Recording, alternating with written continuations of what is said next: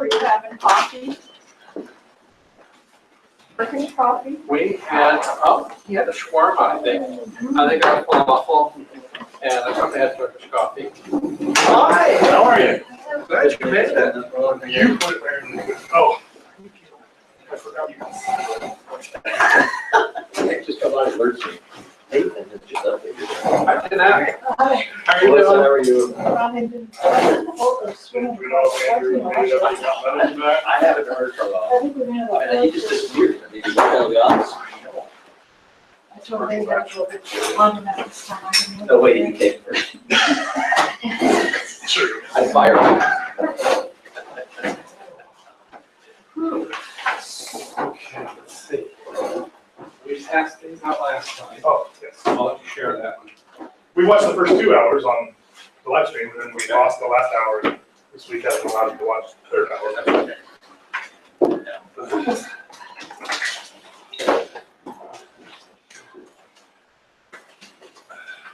Barry? Thank you. You're welcome. Hope you enjoy it. Is there somebody sitting? That's me.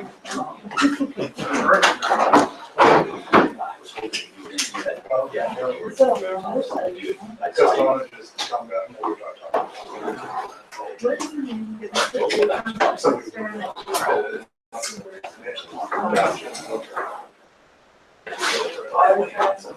no, I wasn't.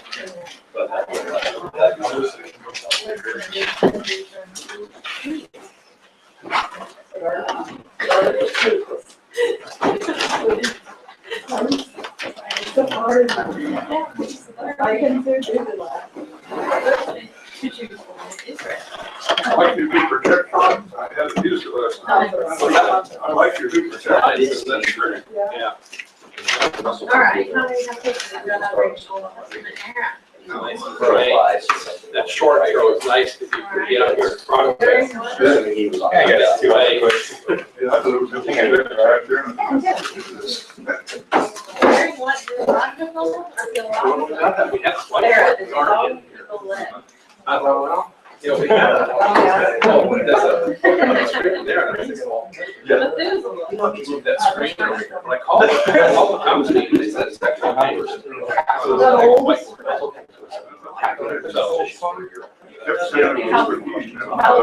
does work, yeah. And I checked both. I got it. Bands going on or Think it would be nice. I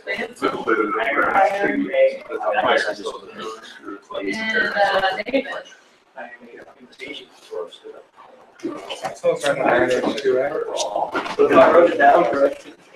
Which I may not. I thought it was 13 to 10. No bronze. Well, I got it right. Yeah. I remember 3 of them were in the bronze age, but it was probably like Middle. middle and late. I'm like, I don't know, bronze. It just had bronze. Yeah. All right. I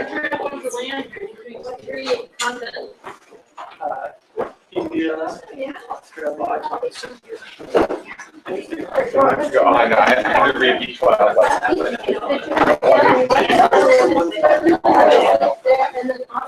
I just looked for the $3 consonants. I didn't want to get confused with this. Hi, you guys. How are you? Better? I'm quite a bit better. Tom's not. Good. Good. I'm so glad you guys are better. Yeah, me too. You took a nap. It's so good. That sounds like a horrible. I don't know if this one's yours. Hi, Tom. Hi. Okay. You okay? Uh-oh. There is something in there from it. It's like charity. It sounds like charity. But it might have a place where there's. Oh, that's good. I was hoping you guys would. Mornings are so cute. I asked Courtney, I was like, well, you shared your face. I'm like, "Oh, I'm sharing your face." Yeah, well, I've been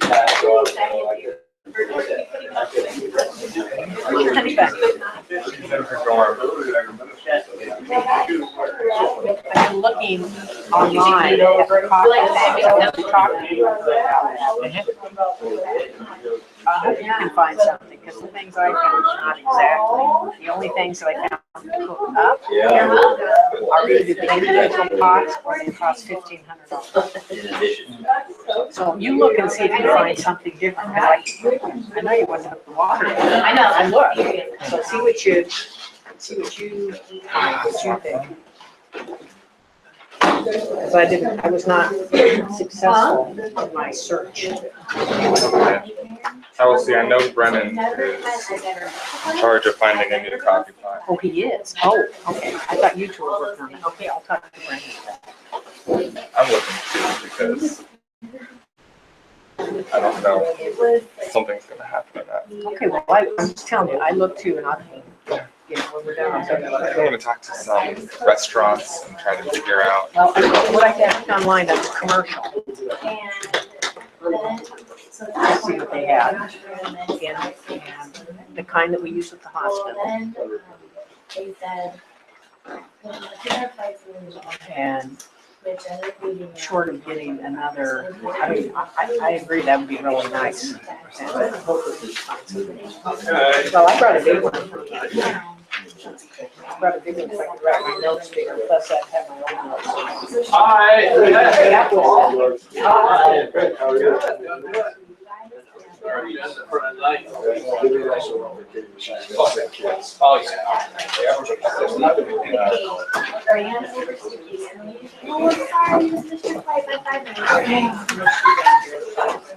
That's what she told us. You got an extra chair, you guys are. Thank you guys right here. Okay. Oh, go for it. It was her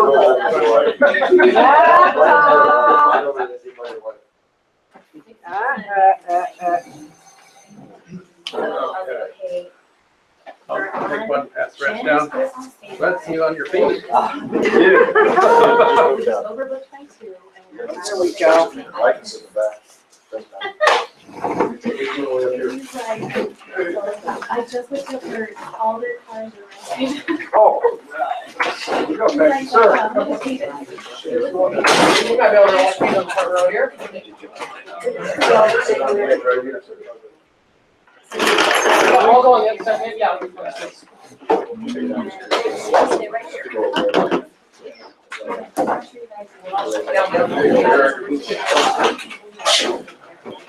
I'm sorry, what's too far, I'm gonna knock over maps.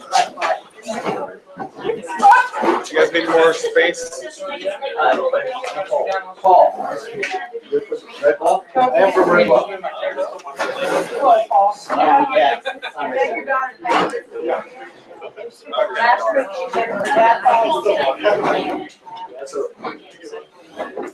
Well, welcome.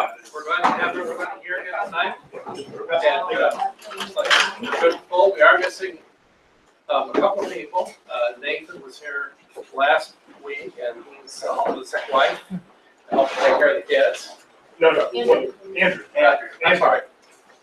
Andrew, and, yeah. Yeah. I do that all the time. That's all right. That's what I do with my kids too. Yeah. I know if you email me and say Andrew, then you. Yeah. Okay, so, well, we're glad that you're here, and we're glad to have Pastor Paul Wright.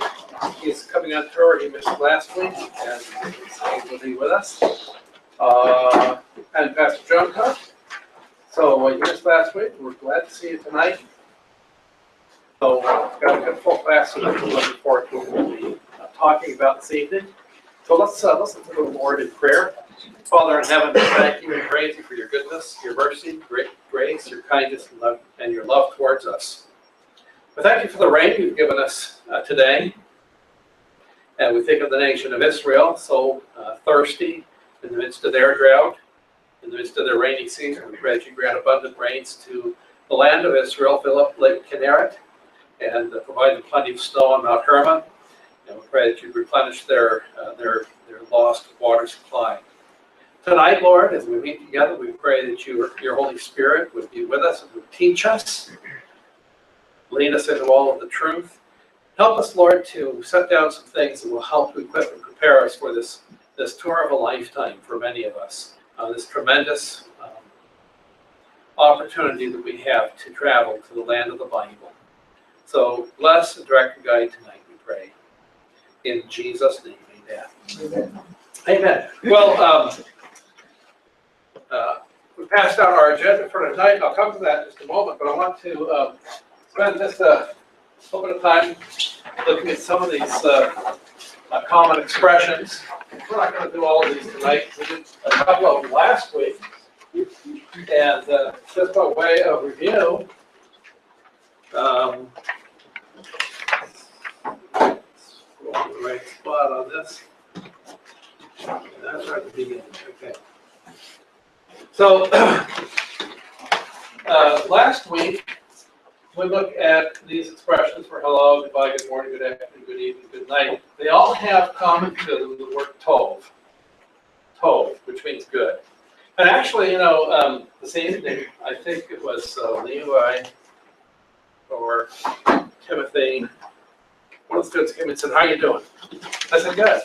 So you can answer that tov. Tov is just an all-around word which means good. So if you greet somebody in the morning in Israel, you can say good morning, which is boker tov. Let's all try that together. Ready? Boker tov. So that's right here. Good morning. Boker tov. And you'll hear that a lot as people greet each other in the mornings. Anytime during the day, you can say shalom. That's just an all-around greeting type of word. Hello, goodbye, it's just all around. And again, as we talked about last week, since it now is sundown on Friday, the Sabbath begins, Shabbat. So on a Friday evening, Shabbat Shalom is the appropriate greeting. Shabbat Shalom. So I don't have Shabbat on here, but you can just combine it with Shalom. So Shalom by itself, Shabbat Shalom, really anytime on Friday, and certainly on Saturday, you greet somebody with Shabbat Shalom. Boker Tov is good morning. Now, Erev is the evening. Erev, E-R-E-V. And so Erev Tov would be good evening. And the word for night is Laila. Laila. So Laila Tov. So all these are very similar. Boker Tov, Erev Tov, Laila Tov. Just the word Tov by itself means good. So those are some helpful words to know. And Shalom, of course. Now here are some real common words that you should know, and you'll hear them. The word for yes is can. Can. And lo means no. Can and lo for yes and no. And another thing to remember, since we're going to be in Israel, always, always, always important to remember, we are there as their guests. And so we are there to appreciate their land, to appreciate their hospitality. So words like please and thank you are very important. So the word for please is bevakasha. Now, most of the words in Hebrew take the accent on the last syllable, okay? So if you're somewhere and somebody does something for you, a waiter brings you food, or somebody does something nice for you, it's always good to say bevakasha. And oftentimes, if they know that you're an American over there, and you give them a Hebrew expression, you'll get a real nice smile in return because they don't expect it. So many tourists will go and they don't know any. And you're not going to learn all these words on this sheet, I know that. But you'll hear a lot of these frequently. But please and thank you are so important. Bevakasha. Thank you is todah. Todah. Okay, so let's try this one together on the count of three. 1, 2, 3. Bevakasha. Good. And then this one? Todah.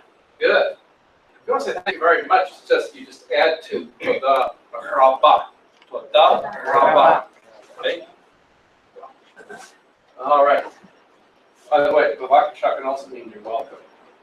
It says bevakasha you can reply to bevakasha. Okay. Any questions on this?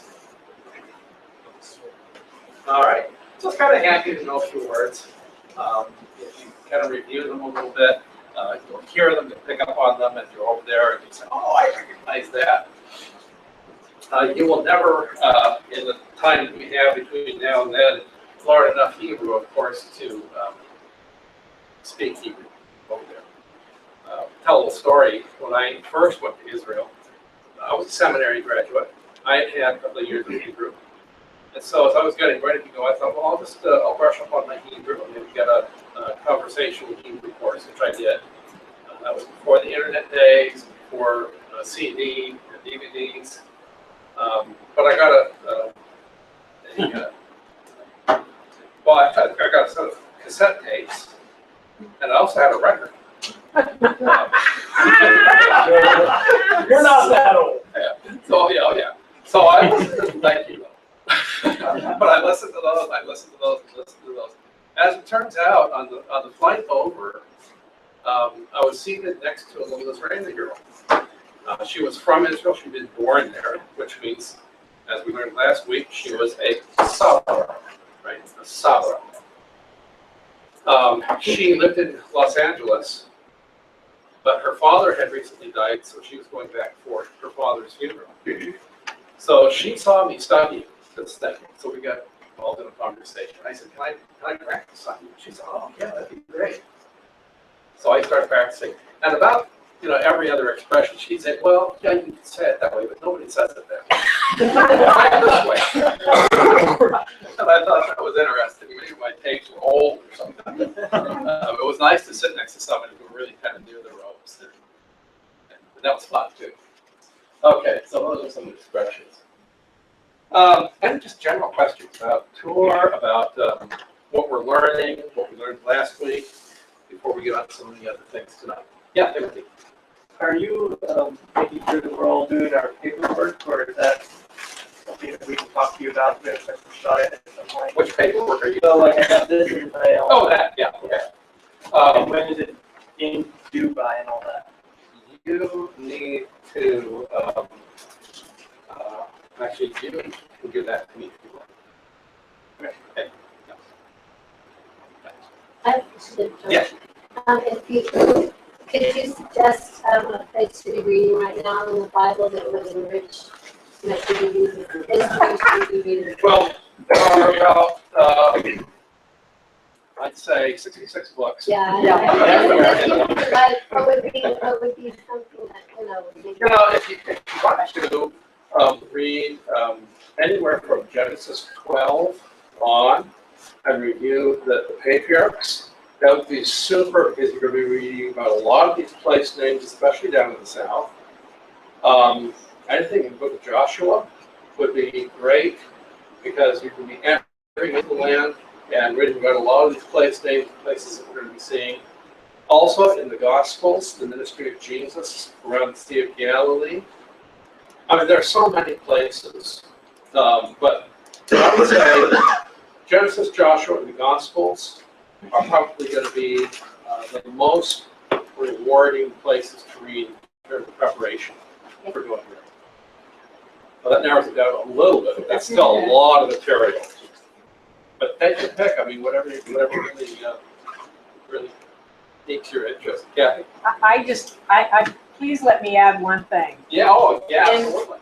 In the things that you're going to be telling us about the rest of Jewish history, that we are not as familiar about the Byzantines and the Crusades and all those other guys.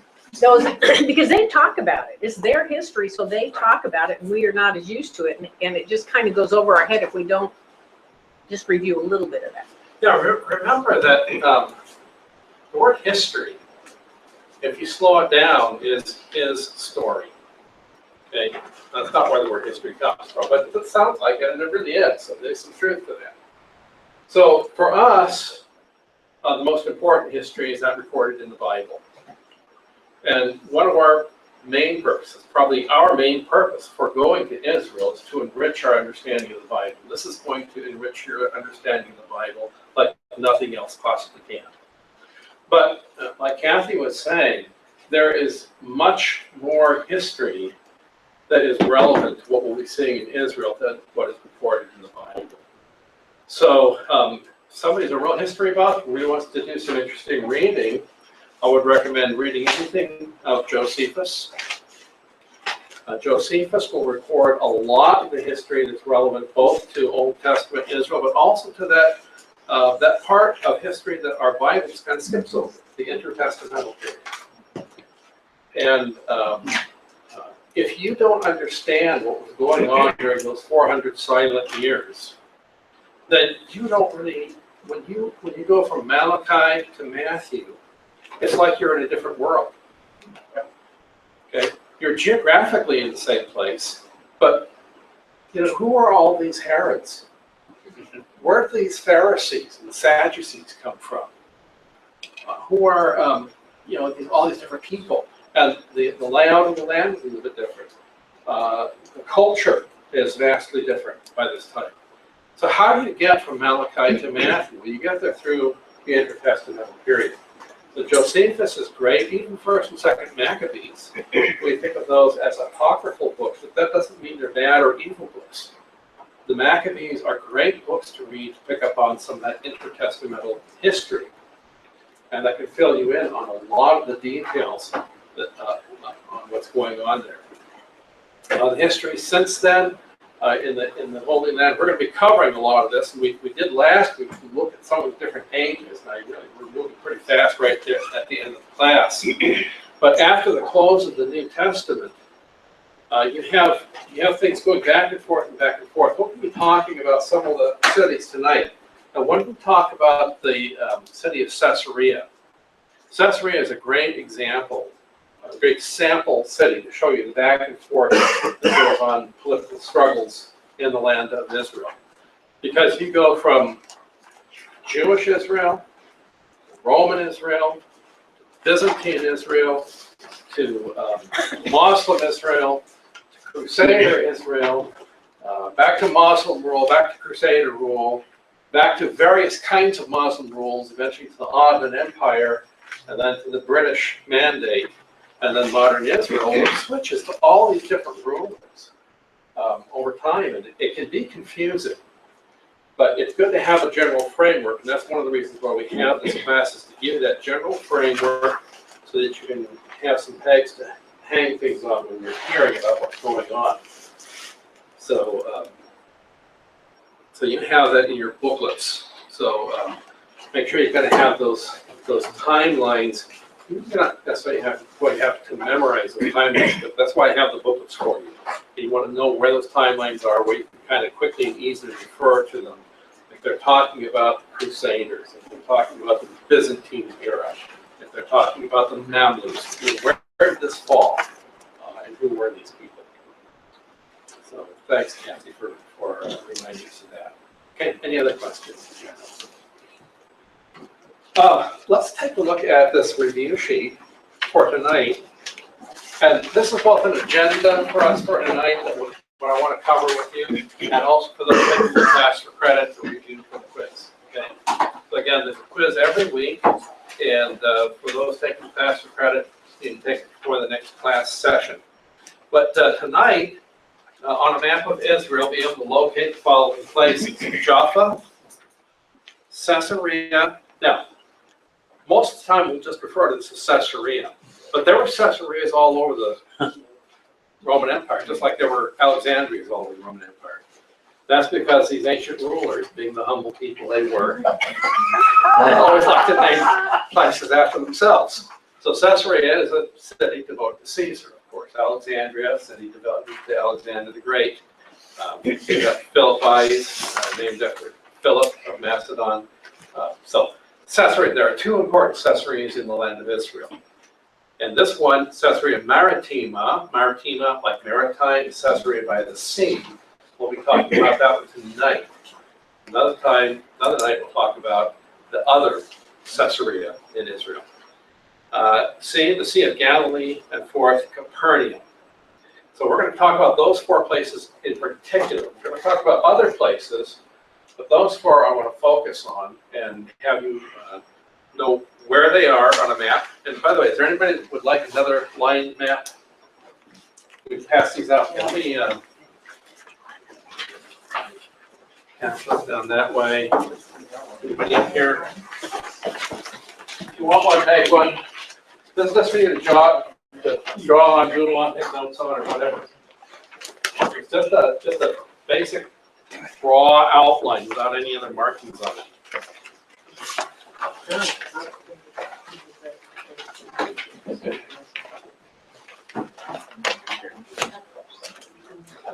Okay, so we're going to want to know where to locate those 4 places on the map. Secondly, talking about Jaffa, we're going to talk about to what tribe was it allotted during the tribal allotments when Israel entered the land. In the Old Testament, what important building material was imported through this harbor, by whom, for what purpose? We'll see that. What Old Testament prophet boarded a ship from this harbor? In the New Testament, which apostle had a ministry here? And 2 events especially that were associated with him. What events were associated with Napoleon Bonaparte? So here is where we're getting into some of the later history after the Bible is closed. So did you know that Napoleon Bonaparte was in the land of Israel? Well, he was. And he was active in Jaffa, where his soldiers were. Under the British mandate, they were the primary inhabitants of Jaffa. Then when it comes to Caesarea, when was it built? Who built it? Of what region did the Romans and Byzantines make this the capital? What was the source of drinking water for the city of Caesarea? Sounds like an odd question, but it's an important question, as you'll see. In the New Testament, what individuals had their residence in this city? New Testament personage was imprisoned in Caesarea. For how long? And then which 2 early church fathers had their base in this city? 2 very important early church fathers are associated with Caesarea. Then we'll talk a little bit about the Sea of Galilee. And it goes by several names in the New Testament. We'll talk about the other names that are given to the Sea of Galilee. Secondly, in what geological system is the Sea of Galilee located?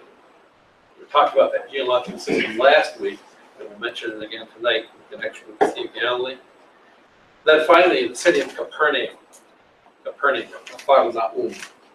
What is a possible derivation for the name Capernaum? According to the nun Igaria, who wrote a kind of a travelogue of her diary in the Holy Land, which is very interesting to us, from about the 6th century. Gives a lot of early information. But who coexisted in Capernaum as late as AD 400? C. Whose house has been excavated in Capernaum? Who built the 1st century synagogue in Capernaum? Mentioned in the Bible, by the way. And after the 1st century synagogue was destroyed, when was the next synagogue built? And then lastly, what tax collector in the New Testament had his office in Capernaum? And so some of those you can probably already answer. Others might be a little bit of a surprise. But that's what we're going to be heading towards. Before we get into the actual lesson tonight, I want to mention a book. And this is actually one that Dr. Vardaman has and has recommended. And it's written by a New Testament scholar that I have a tremendous appreciation for, Charles Dyer, who teaches at Moody Bible Institute. And Charlie Dyer has written 30 Days in the Land of Jesus. This is a Holy Land devotional. And it's kind of a devotional intended to be something that you would use maybe while you were on tour in the Holy Land, or maybe a reflection after you've been there. But it's got a lot of good information, the devotional book, and it comes highly recommended. So that is published by Moody Press, and so that's good. There are other good books like this, and we have another one at home that I might have brought tonight, but I didn't. I might try to bring that next week and talk about it a little bit. Now, we talked about the 13 or 12 major geographical areas in the Holy Land last week. And one of those down in the south was the area known as the Negev. Remember that Negev is the name of the region. Sometimes it's translated south in the Bible. At least one place in the King James, it's translated south when it was actually to the north. And that's caused a little bit of confusion. But it's the name of this region in the south. It's a desert region. And I have a short little video I'd like to show on the Negev to start class off. Let's come here.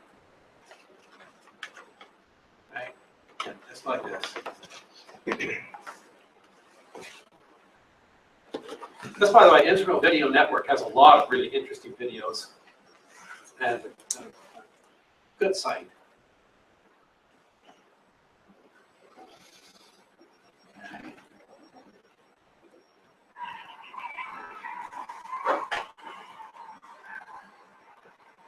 The Negev, as rich and vibrant as the Bible itself. Each rock and grain of sand, part of God's epic story, creation, judgment, and redemption. The backdrop for the Bible from the time of Abraham to Joshua. Their footsteps through history, now meticulously preserved for the modern-day pilgrim to enjoy. For visitors to Israel, an essential first stop, as what trip to the Promised Land is complete without first journeying through the historic desert. Join us now for a journey through the Negev, a journey through time.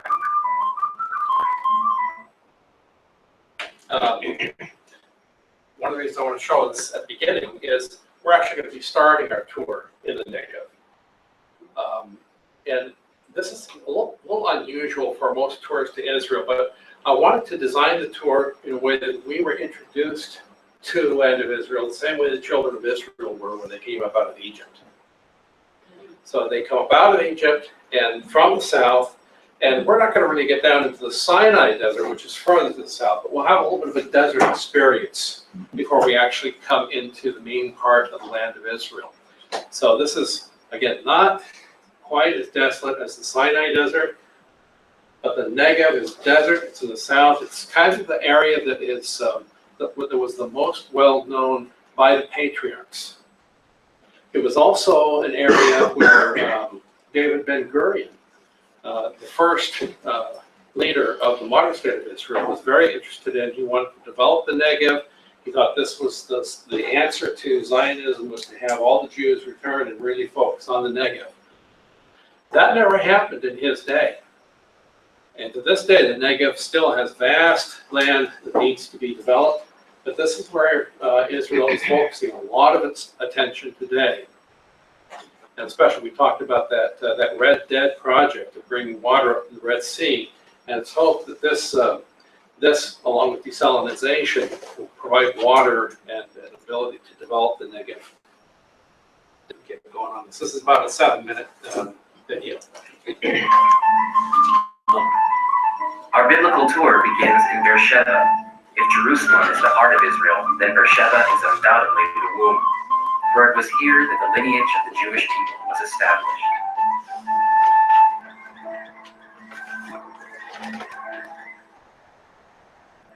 The name Beersheba means well of the seven, or well of the oath. It was given by Abraham himself after making a covenant with Abimelech, the Philistine king. Today, a well like the one Abraham swore he dug can be visited in this city. Pivotal moments in history took place in this area. It was to the wilderness of Beersheba that Hagar and Ishmael were sent to wander, and it was here that Abraham returned after God spared his son Isaac. Later, it would be the home for Isaac's son Jacob, making it the only city mentioned in the Bible that was at one time the residence for all three Israeli patriarchs. Our next stop is the shore of the Dead Sea, a stark reminder of the days of Sodom and Gomorrah. Many visitors flock to this pillar of salt in particular, reminiscent for some of the story of Lot's wife, who was turned to salt after looking back at the destruction of the two cities. No story set in the Negev is more famous than the 40-year wanderings of the Israeli people. Today, Timnah Park is home to the Ohel Moed, a life-size recreation of the tabernacle used by the Israelis as their place of worship during their desert years. Visitors to this exact replica can walk through the model and imagine themselves in Moses' day. From the altar and showbread to the Holy of Holies, visiting this tent of meeting in the desert will be an unforgettable experience. Like Isaac and Jacob before him, a young David spent time in the Negev before becoming king. Dead Sore Stream was the site of David's battle against the Amalekite people. The book of 1 Samuel tells how the young warrior destroyed the Amalekites after they raided the Negev. David's journey also took him to a true oasis in the desert, En-Gedi National Park, used by King Solomon in the Song of Songs as a metaphor for its beauty. There's visitors refreshing springs to admire and to swim in. Also, caves to explore, like David once did, as he hid from a jealous King Saul. Tel Beersheba offers Bible historians a glimpse of what life was like in the time of the Kingdom of Judah.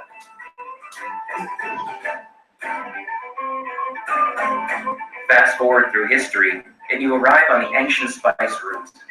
Once, caravans of merchants used this trail to carry spices and perfumes from Petra all the way to Gaza. Along the way are remnants of church history. Ovdat, Mamshit, and Nelis near Dimona are all home to churches from the Byzantine period. The structures served as houses of worship to Christians dating back to the 1st century. While in Ovdat, the Ein Ovdat spring is a beautiful reminder of God's faithfulness, even amongst the harsh landscape. In the city of Susia is a great temple from the 2nd century.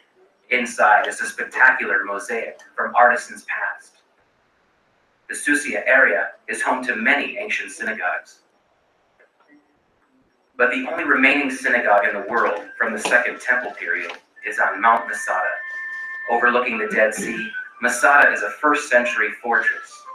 An early morning hike or cable car ride makes for a spectacular sunrise and is a rite of passage for all visitors to the Holy Land. Afterwards, take a tour of the painstakingly restored fortress and learn the tragic history that makes it one of Israel's most important sites. There are many ways to see the sights in the Negev. Sfinat HaMidbar is the perfect spot to go camel riding, the transportation of choice for our biblical forefathers. For those who prefer 2 wheels, Ha'arava is a good place to go bike riding. Or, if 4 wheels is more your speed, Jeep tours are available throughout the desert. However you travel, you'll find countless places to eat and shop, an array of cuisines, crafts, music, and dance brought by returning Jews from around the world. And kids will love Naaman's farm, where they can tend to the flock and even learn the arts of making cheese and pita bread.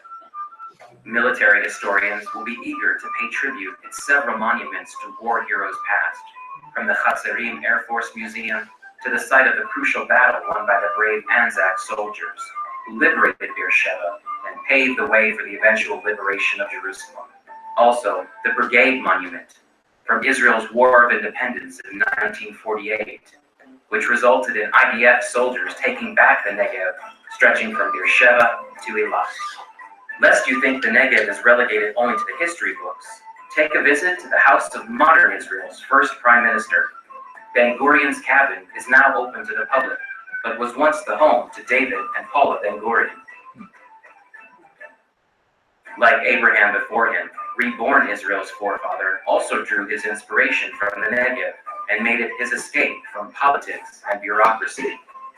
Ben-Gurion's legacy now lives on at the university bearing his name in Beersheba. There, Israel's next generation of leaders and students from around the world prepare for the future. And that future is now in the Negev region. See firsthand some of the world's most cutting-edge technological facilities, solar plants, development centers for modern desert agriculture, and one of the world's most advanced high-tech parks. Truly, the prophecies of Psalm 126 are being fulfilled before our very eyes. God is restoring the fortunes of his people with streams of living water right here in the Negev. We invite you to see these miraculous events on your next journey to God's holy land, the Negev. Let the Bible be your guide.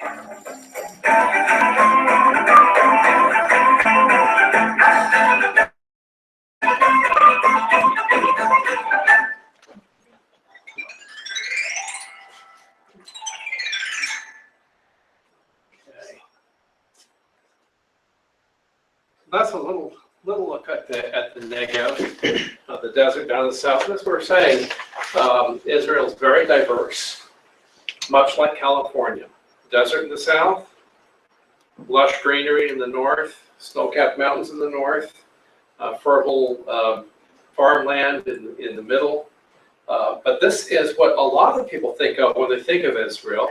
They may have seen travelogues dealing with the patriarchs, with the Negev desert, and it is indeed very, very dry. And so that's going to be our kind of first exposure to Israel. We'll actually have a hotel right now on the Dead Sea, and there will be a chance to experience a little bit of the Dead Sea. We do have, early on our trip, scheduled a little journey out in the Negev desert by camel. And so if you've ever wanted to ride a camel, well, this will be your chance.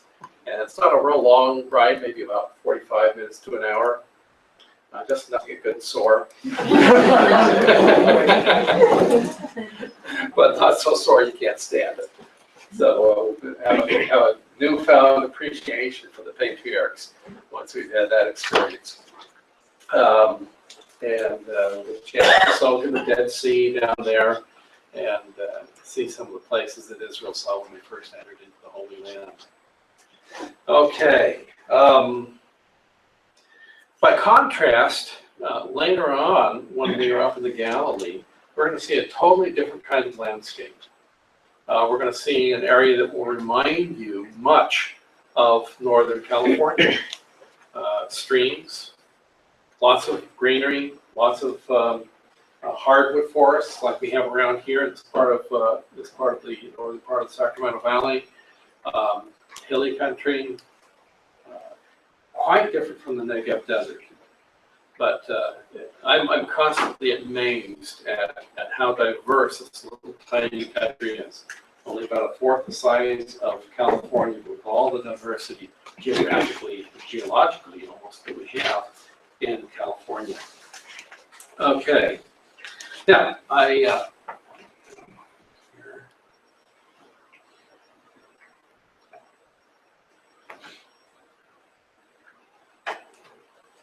if you take your booklets,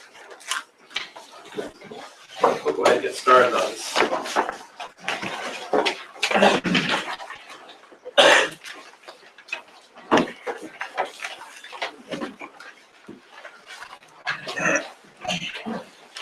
Now, the booklets, the order of the settings in our booklets. I want to easier for me to read while I'm doing the lecture. The order of the settings is not the same order that we're going to visit. This follows kind of a more typical tour. It's the first couple of times that I went to Israel, and then I redesigned the way we went. We went in this order. But we kind of started out on the coast and went up and then came down a different route. So what you'll see if you look at the sort of the table of contents here, that we started out at Tel Aviv. And in the table of contents, you'll notice that some of these cities have stars by them. Tel Aviv, Caesarea, and then we'll skip down to number 7 to see it Galilee, then you can skip down to number 10, Capernaum. Those with stars are the ones that are going to be covered on the quizzes for those taking this class for credit. But there are notes on all of them. I might skip over some of the dark starred, or go over them rapidly or quickly, but the notes are all there and you can kind of look at them. Depending on how much time we have, we'll spend either more or less time on those that do not have stars by them. But I want to be sure that we spend plenty of time on those that we need to. Let me get this recording going.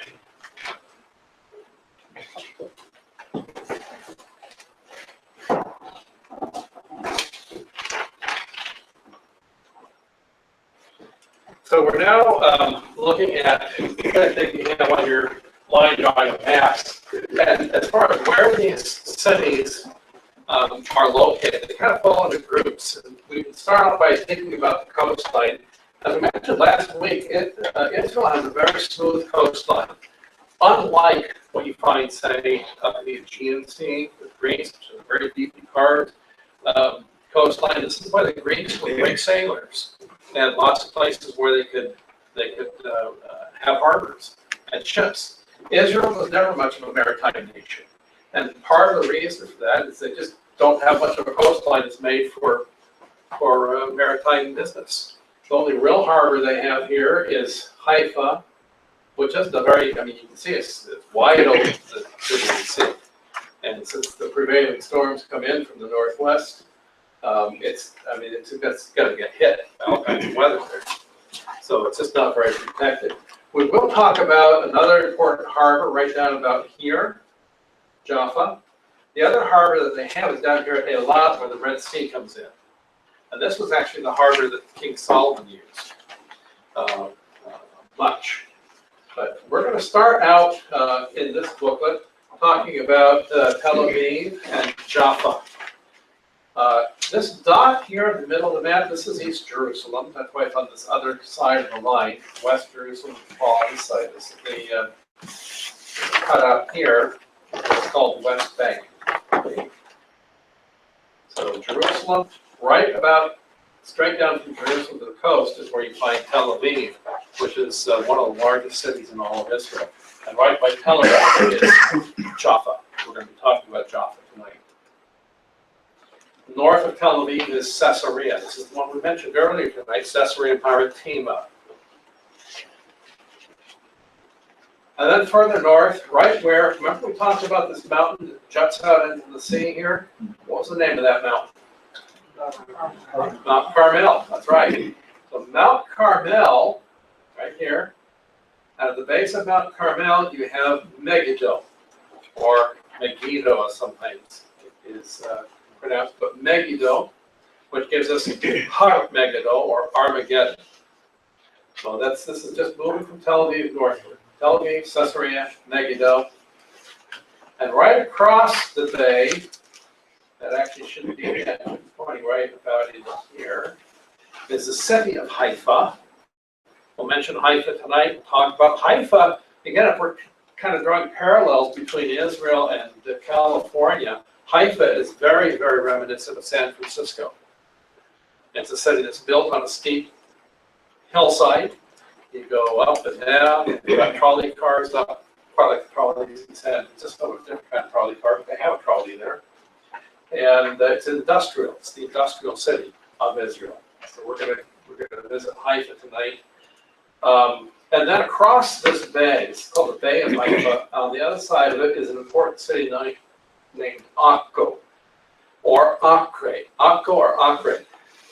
Unless our itinerary changes due to unforeseen circumstances, which is possible, we probably will not actually visit Akko. I think we might just bypass Haifa, but there's an interesting story behind Akko, especially when it comes to the Crusaders. It's not that important or well known in the Bible, although it is mentioned a couple of times. So we'll see. We may or may not get to Akko on our actual tour. Now, these are all down the coast. Tel Aviv, Caesarea, Mount Carmel, Megiddo, Haifa, and Akko. If we now move inland to the Sea of Galilee, there are a number of areas right around the Sea of Galilee that we want to talk about. And this is where Jesus focused most of his public ministry. So Isaiah chapter 9 talks about the early ministry of the Messiah when he comes. And it talks about this region right up there in the north part of Israel, what is now known as Galilee. So the city of Tiberias is only mentioned one time in the New Testament, but it becomes a very important city in the 2nd century AD. Well, I'm not going to get the story now. We'll talk about when we get to it. But it gives its name to the Sea of Galilee. One of the other names for it is the Lake of Tiberias, and it comes from the name of the city. More important, well, we talk about the Sea of Galilee itself, which is this body of water. The Mount of Beatitudes. So the Gospels tell us about the Beatitudes, part of the Sermon on the Mount. What kind of a mountain was it? Well, it wasn't a mountain like Mount Shasta, I'll tell you that. But it was a slope. And from the Sea of Galilee, you go up onto this slope, and so it's called a mountain. But it's also got a broad plain. And that may be why in Luke, he talks about this sermon taking place on a plain. You'll see that when we're there. You can refer to it as a mountain, or you can see to it as referred to as a plain. There are many times in the Gospels where it reports that Jesus went to, and all it says is, the mountain. And he uses the definite article. And I think this was the same mountain, either here or by Tabka. This is an important place that Jesus repaired to many, many times, sometimes in prayer, sometimes as a retreat, sometimes as a teaching center, but it is the mountain. And even after his resurrection, when he goes up to Galilee to appear to his disciples, he goes to the mountain. So we will visit this site. It's a very interesting site. And then just south of there is Tabka, which we'll talk about, means 7 springs, and is the site of the loaves and fishes, the multiplication of the loaves and fishes. Also around the Sea of Galilee, just up a little ways from it, well, right on this one is right on the shore, is Capernaum. We want to spend some time talking about Capernaum tonight. Very important city. This became sort of the headquarters of Jesus around the Sea of Galilee. And north of that, up in the hills above the Sea of Galilee, is Chorazin, one of the cities that was cursed by Jesus because they did not have a good response to his miracles. If the miracles had been done in Sodom and Gomorrah, that had been done in Chorazin, Sodom and Gomorrah would have had long ago in dust, sackcloth, and ashes. But woe to you, Chorazin. Okay, so these are sites up around the Sea of Galilee. We can move down from here. Gargasa, of course. I just read about this in my devotions a couple of days ago. The casting out of the legion of demons into the herd of pigs. That was at Gargasa. That's over here on this east side of the Sea of Galilee. We'll talk about that. Mount Arbel, one of my favorite spots to visit in all of Israel. Beautiful view from up there. You can look down all around this northern part of Israel. It's just a marvelous place. The furthest north we'll go is Banyas. Banyas is how it's pronounced by the Arabs. It's Banyas. Arabs can't pronounce the P, so it's not in their language, so it becomes Banyas. It was an ancient site of the worship of the Greek god Pan. And so it crosses Banyas. It is also the other Caesarea Philippi, which is located up here. Okay, from here we're going to go in close to where another headquarters of Jesus, not at Sepphoris, but right next to Sepphoris. Sepphoris was the rich folks' town. And it's a wonderful place, full of all kinds of mosaics, interesting things. And right next to it is the little known place of Nazareth. Can any good thing come out of Nazareth? Well, today it's a great big city. But in biblical times, there was hardly anything there, just a little village. And if you were from Nazareth, you were, like from Cottonwood or something. And, so that was it. Okay. As we move now from this Galilee region south, we have a city, Bet She'an, which is important in the Old Testament as, for a number of things, but this is where Saul and Jonathan's bodies were hung on the wall after they were killed. And so Bet She'an. Jerusalem, obviously, is a very important city. We'll be spending a lot of time in Jerusalem on our tour in and around Jerusalem. As we move now, this much has all been north. We went up the coastline, came in around the Sea of Galilee, then between the Sea of Galilee and Jerusalem, a couple of spots. Much of this will bypass actually on our tour since it is in the West Bank. And Israeli tour guides cannot legally lead tours in the West Bank. Okay, there are some sites that would be interesting to see here. For example, the region of Samaria up around here, Mount Gerizim. One of these days we'll be able to build that into our tour. We'll see. Maybe if they ever give up on the idea of a two-state solution, they'll have a single nation and be done with all this nonsense. Yep. Okay. Just south of Jerusalem is Bethlehem. And Bethlehem is not very far. It's almost like a suburb of Jerusalem. You don't necessarily get that feel when you read about it in the Bible, but you'll see it when we're there. Get on our bus in Jerusalem and just take a little short zip down, like going from Reading to Anderson, just about, and you're in Bethlehem. But it is on the other side of the security wall, and you have to go through a security check in order to get into Bethlehem. And I'll tell you, it's quite something.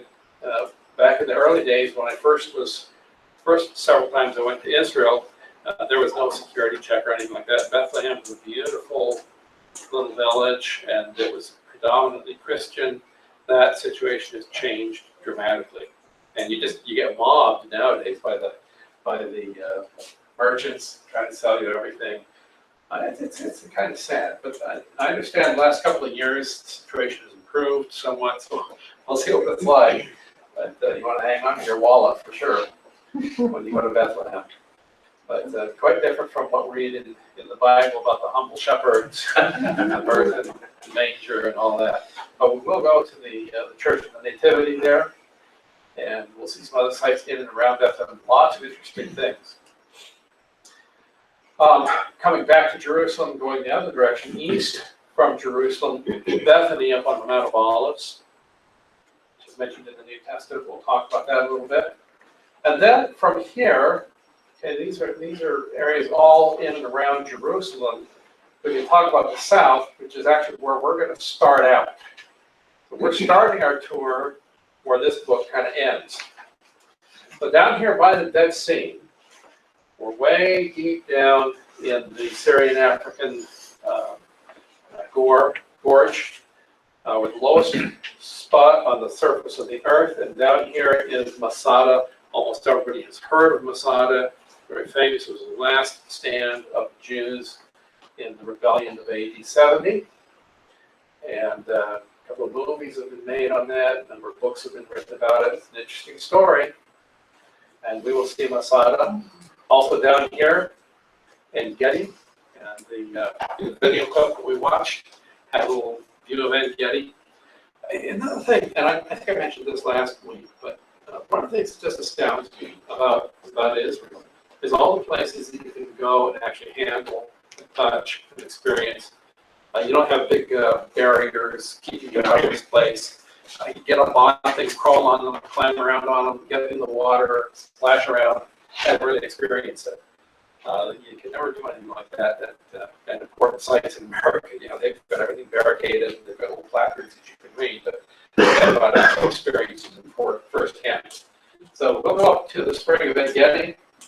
The first spring, there's two sets of waterfalls. We just don't have enough time to hike way up the second step, and then up on top, and again, it's actually a very, very ancient Chalcolithic era altar that's been excavated. I have never been up there. I'd like to go up there sometime if you're going to have like all day to hike up there. But the first set of waterfall springs are beautiful. We'll talk about the Dead Sea itself. And Qumran. Qumran, of course, is the site of, who knows? It's Sea Scrolls. Okay, right up in here. Jericho is often said to be the oldest city in the world. I don't know if it really is, but it's pretty old. Okay? Pretty old. Babylon is a pretty old city too, and we've got some other very ancient cities in the ancient Near East. But Jericho is a very old city. Carantel is the site of, we think, the temptation of Christ driven into the wilderness. At least traditionally, that's the site.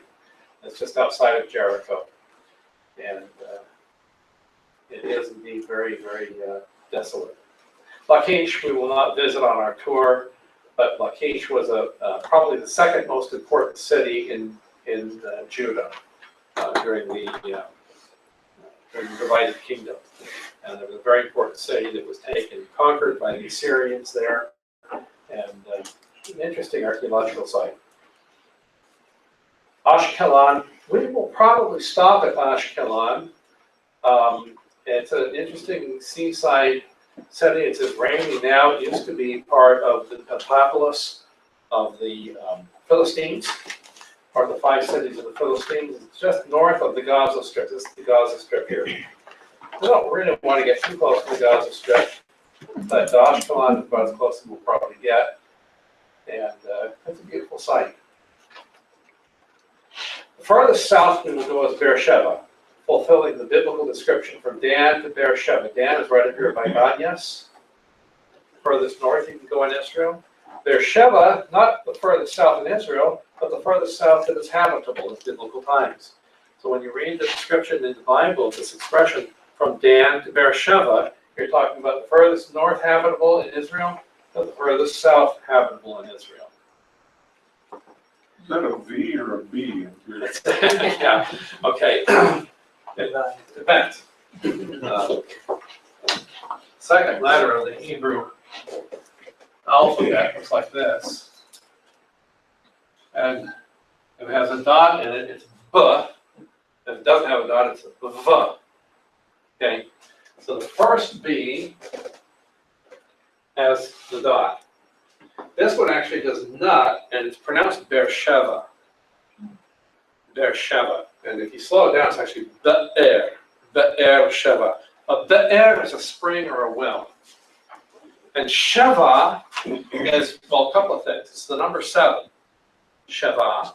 It's also the Hebrew word for an oath. So because Abraham made an oath to Abimelech, and they dug a well there, became the well, the Be'er of the oath, the Sheva. Okay. From Sheva also comes the word Shabbat, Sabbath, the 7th day. So Shabbat and Sheva are cognate terms.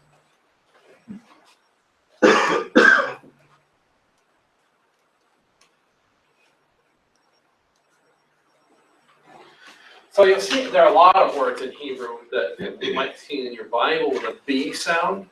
You'll hear them when you're there pronounced with a V, and that's because of that tiny little difference, just whether it has a dot in it. And oftentimes the words can, it depends on the form they take, whether that dot appears or not. So sometimes the word can be pronounced with the dot, sometimes without. So they're kind of changing on you. Okay, so oh, you're right. It reminded me of a funny incident that happened on my first tour. The first tour I took was with a group of pastors, and that was a kick. But we were on the bus, and we were on our way down to Beersheba, and our tour guide kept talking about Beersheba, and this one loudmouth pastor said, "Well, we call it Beersheba." I go, who are you to be telling this Israeli how to pronounce the name of his own town? You know, American. But anyway, okay. We're going to start out with Jaffa then. So we're going to be talking about those places up and down the Israeli coastline. Again, straight down from Jerusalem, if you go to the coast, you have Tel Aviv and Jaffa. They're right next to each other. But Jaffa is the biblical city. Now, it's also referred to as, this is another time where you have changing sounds. The J is usually pronounced a Y. There is no J sound in Hebrew. In fact, there is no J sound in Greek. So all these biblical names that have J's use the name of our Lord. Jesus. Yeah, Jesus never heard the name Jesus when he was growing up. His name is Yeshua. Joshua is Yehoshua. Jacob, Yaakov. So all these J sounds are actually Y sounds. So Jaffa is actually Yaffo. Yaffo is the name of the city. And it's down there right next to Tel Aviv. Tel Aviv, in your Bibles, you'll see it once as Tel Aviv. Again, that V interchange, Aviv. There wasn't actually a city there, but there was a location called Aviv. And I forget, it's in one of the prophets it's mentioned. We're on page actually 7 of your booklet. Tel Aviv. And this is looking at Jaffa from the sea. And right up in here, this is one of the ports in Israel. So if you remember on your map, it's just smooth there. There's no bay, there's no inlet, there's nothing protected. The only seaport here is a man-made one. And even in ancient times, it was such an ideal location for ships to come because of its proximity to Jerusalem that they created a water break. And you can park boats in there. And we'll see that in just a moment. But this, as you can see, the need for a water break, I mean, the sea can be, kind of rough at times there. And here's the ancient city. Here's a minaret from a mosque up here, palm trees and so forth. Looking at it from the air, here you can see the port. Here's the breakwater right here. See the waves coming crashing in out here, but it's nice and calm in here where the ships can come and harbor. Further to the north is the modern city of Tel Aviv. But down here is the city of Jaffa, which is an important city in both the Old Testament and the New Testament. Here again, inside the breakwater, nice and calm. You can see some of the fishing boats lined up here. And it's a very picturesque town. This is St. Peter's Church in Jaffa, because this is the traditional site of Salmon the Tanner's house. And you might remember that in Acts chapter 10, which records the gospel going first to the Gentiles, was a result of Peter's receiving a vision at Simon the Tanner's house. He was up on the roof, and there on the rooftop he sees a great sheep being lowered to him full of all kinds of unclean animals. And the Lord says to him, "Rise up, Simon, slay and kill." And Simon has the audacity to tell God, "Forget it. I'm not reading anything unclean in all my life. I'm not going to start now, even though God told him to direct them." And Simon is so bullheaded and strong-willed that it takes 3 times before God convinces him that it's the right thing to do. And of course, that was to convince him that it was going to be okay for him to talk to these Gentiles that were coming to the door. So they knock on the door, Peter goes down and greets them, and they convince Peter to accompany them a little further to the north to the next city we're going to talk about after Jaffa, which is Caesarea. So talk about both Jaffa and Caesarea. Peter's name is associated with both of those places. So take a look at your notes here on page 7 for a minute. Tel Aviv, Jaffa. It's on the west coast, along the Via Maris. Now, Via Maris is Latin. Does anybody know what Via Maris means in Latin? The way of the sea, right. So the way of the sea would be the coastal route coming from the north if you were coming either from, what's modern day Turkey, Antalya, down into Egypt, or if you were coming from further in the east from the region of Assyria, or if you come up from Babylon, you would have to go around the desert, up north, following that Fertile Crescent, and then you would come down along the way of the sea. So it was a major route along here, the Via Maris. And you'll hear many, many references to Via Maris. So Jaffa was on the west coast, along the Via Maris, due east of Aphek, also due west of Jerusalem. I've seen on some maps that there's, in addition to the Via Maris, there's a road that comes around the north of the Sea of Galilee through Capernaum and across into the Jezreel Valley and over the mountain. Right. It meets up. Is that a main route? Or? Yeah, that was a sub route, but it was the route that connected the Via Maris to the King's Highway, which was over on the east side. So there were, and the Jezreel Valley had several routes out of it. Okay, and that was one of them. Another was by the Via Maris, south and north, and the one down by Bet Shean that exited from the Jezreel Valley. So if you study these routes, these major routes, it helps to understand why people went the directions they did oftentimes in many of the accounts in the scriptures. But the Via Maris and the King's Highway would have been two major routes, like the interstate highways of the day, and then you had cross routes connecting those in step ladder It was fashion. more of a step ladder than a Y. Yeah. Oh, okay. Yeah, sort of. It's theoretically a step ladder, but in reality, you got to follow the contours of the geography, so they end up being Ys oftentimes. Yeah. Yeah. Now, Jaffa or Yafo, notice, was given to the tribe of Dan. Originally, the tribe of Dan. Now, here's a curiosity.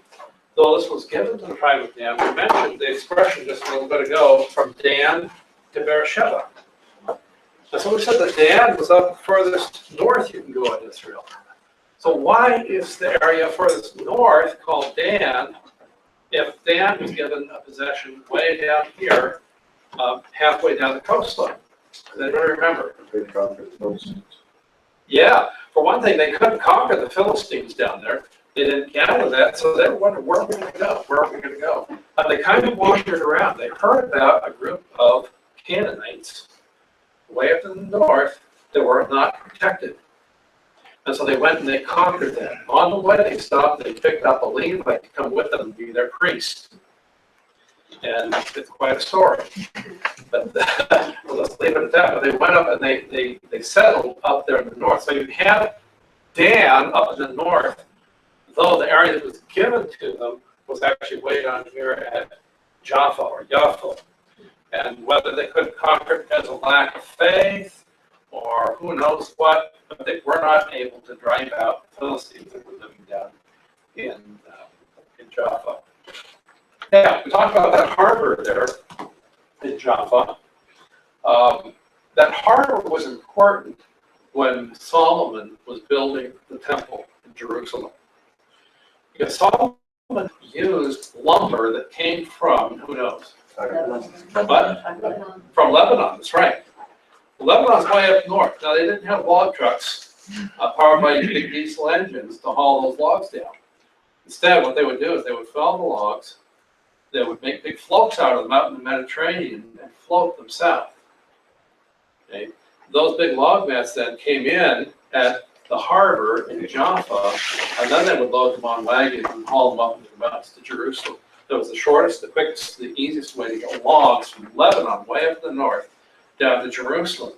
So this is Point C, Solomon's harbor for cedar trees in Lebanon. That's recorded in 2 Chronicles 2:16. Also, another Old Testament figure associated with Jaffa is, of course, Jonah. So Jonah is told to go to Nineveh. Okay? Nineveh. And Nineveh is to the east. Jonah says, I don't like the Ninevites. They're our enemies. They're cool people. They don't deserve to hear the word of the Lord. I'm going to go the other way. So he goes west instead. He goes down to the harbor of Jaffa, and he boards a ship headed for Tarshish, which is way off to the west, maybe even as far as Spain.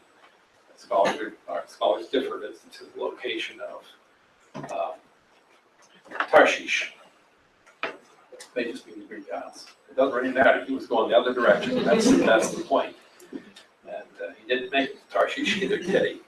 God saw that he got to Nineveh. But so Solomon is associated with it because of the logs. Jonah is associated with Jaffa, fleeing from the Lord. Later on, after the destruction of the first temple, after the Babylonian captivity, the children of Israel returned to Israel, and their main concern is rebuilding the temple once again, reestablishing the proper worship of God. So as this next temple is built, guess what? More logs needed from Lebanon. So we read that Ezra brings cedar trees from Lebanon. Ezra chapter 3, verse 7, just as Solomon did. So this port at Jaffa, very, very important port. Now, let's, I think I've got one or two other, that was the last one of Jaffa. Just to the north of Jaffa, we've got Tel Aviv. That's the fun spot in Israel. Tel Aviv is where everybody plays. Let's stick with Jaffa for a few more minutes. And let's go to the post-biblical history. And here we're looking at, well, we're not post-biblical yet. We're post-Old Testament, point F. Antiochus. This is Antiochus Epiphanes. We're in an intertestamental period. Antiochus Epiphanes, one of the rulers of Syria, a great persecutor of the Jews. We talked about him in connection with the Maccabees. Antiochus drowned 200 Jews right here at Jaffa in his anti-Semitic hatred. Okay, we have Peter. Peter not only received his vision about going to the Gentiles, but he also raises Tabitha from the dead in Jaffa. Acts chapter 9, verses 36 to 42. And then we talked about point H, the home of Simon the Tanner, Peter's vision there. Now let's go post-biblical era. We're talking about the Byzantine period. Who were the Byzantines? Former Eastern Roman Empire. Okay, former Eastern Roman Empire.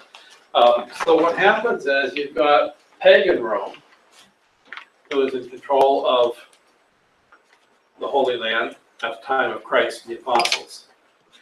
By the 4th century, you have a Roman emperor by the name of Constantine who, quote, converts, and God knows, but converts to Christianity and puts into Roman law a number of Christian edicts. So from the time of Constantine on, the Roman Empire is a Christian empire. And it's Christian Rome that is known as Byzantine, because Constantine has moved the capital from Rome to Byzantium. Constantine, being the humble man he was, had Byzantium renamed Constantinople. Actually, he didn't rename it, others named that in his honor. But it's kind of typical of the emperors of the day. Okay? So Byzantium becomes Constantinople. And the empire then that flourishes there, an Eastern Roman Christian empire, is known as the Byzantine Empire. Eventually, the Byzantine Empire will fall to the Turks and become part of the great Ottoman Empire. But the point we're making here is during the Byzantine period, so we're talking about 4th century AD on, okay? 4th century AD on is Byzantine. The Jewish community at Jaffa suffered periodic massacres. So when we talk about Christian Rome, realize that that's Christian in quote marks. When we say somebody was a Christian, historically, that doesn't necessarily mean they were born again Christian, believed in the death, burial, and resurrection of Christ, had a personal relationship with God, and loved the gospel of John. It means that they were at least Christian. Now, many of them were wonderful Christian people, have great testimonies. But the empire is a political entity, okay? And there were many forces that took the name of Christ that weren't very Christian. Among the Byzantines weren't nearly as bad as the later Crusaders. In fact, in many places, the Byzantines got along quite nicely with the Jews and treated them very, very kindly. But there was an occasion of these drownings of Jews under the Byzantines, massacres and so forth. Point J, during the Muslim period, Jaffa became the port city of the provincial capital of Ramla. Okay? So we have now this whole region is changing hands. It was Jewish first, and it was Roman, then it was Christian Byzantine. Later on it comes Muslim in the 7th century. Muslims come north out of Saudi Arabia, and then you get conquered by the sword. And you either converted to Islam or didn't make any more decisions the rest of your life. Okay. During the Crusader period, following the Muslims, the Christian, and Marx, Crusaders come in. These are Christians who are coming from the West, from France, Germany, and the Jewish community was destroyed by the Crusaders. And one of the things you should realize is that the Crusaders had this great goal of recapturing the Holy Land from these unbelieving Muslims because they belonged to the new Israel, the church. But since almost as bad as the Muslims, were these unbelieving Jews, many of the crusaders, before they would go out on crusade, they would practice their military tactics on local European Jewish communities. And when they got to the land of Israel, they didn't care whether the people there were Jews or Muslims. They were all enemies. And this belonged to the church only. So Christian anti-Semitism is not a new thing.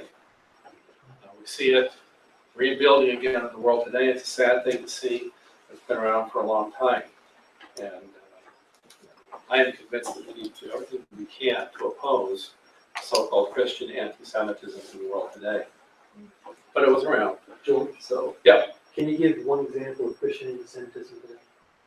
Yeah, sure I can. If you're in anywhere in Greece, Germany, England, local Christian groups, largely because of their opposition to the modern state of Israel, are you see neo-Nazism coming back into force in all of these regions. You do see it in some places, even here in America, places like Idaho. It's rearing its head.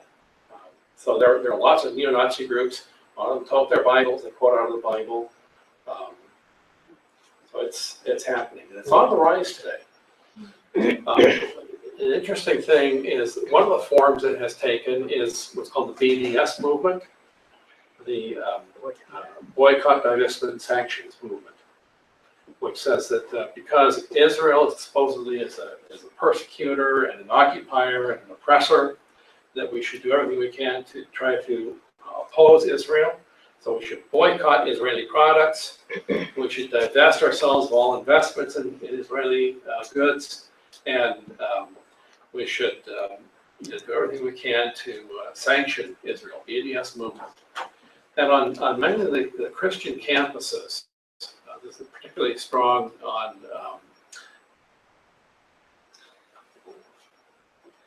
what is up there in Chicago, or just the north part of Illinois, major evangelical campus. The name slips my mind. You all know what? Not Moody. Not Moody, no. No. The north, Trinity. what? Trinity. Not Trinity. The other one. The other big one. Where is it? Huh? Where is it? I'll In Google it. Illinois. Anyway, but the pro-Palestinian movement has become so strong that the Palestinians are the new heroes of the Christian people, and the Jews are the bad guys. Okay? Yeah. So Would be Wheaton? Wheaton? Wheaton. Yeah, Wheaton's one. Seriously? Yeah. Yeah. That's a big movement on the Wheaton campus. It's gaining some footwork. It's a foothold at Biola. And, What? Yeah.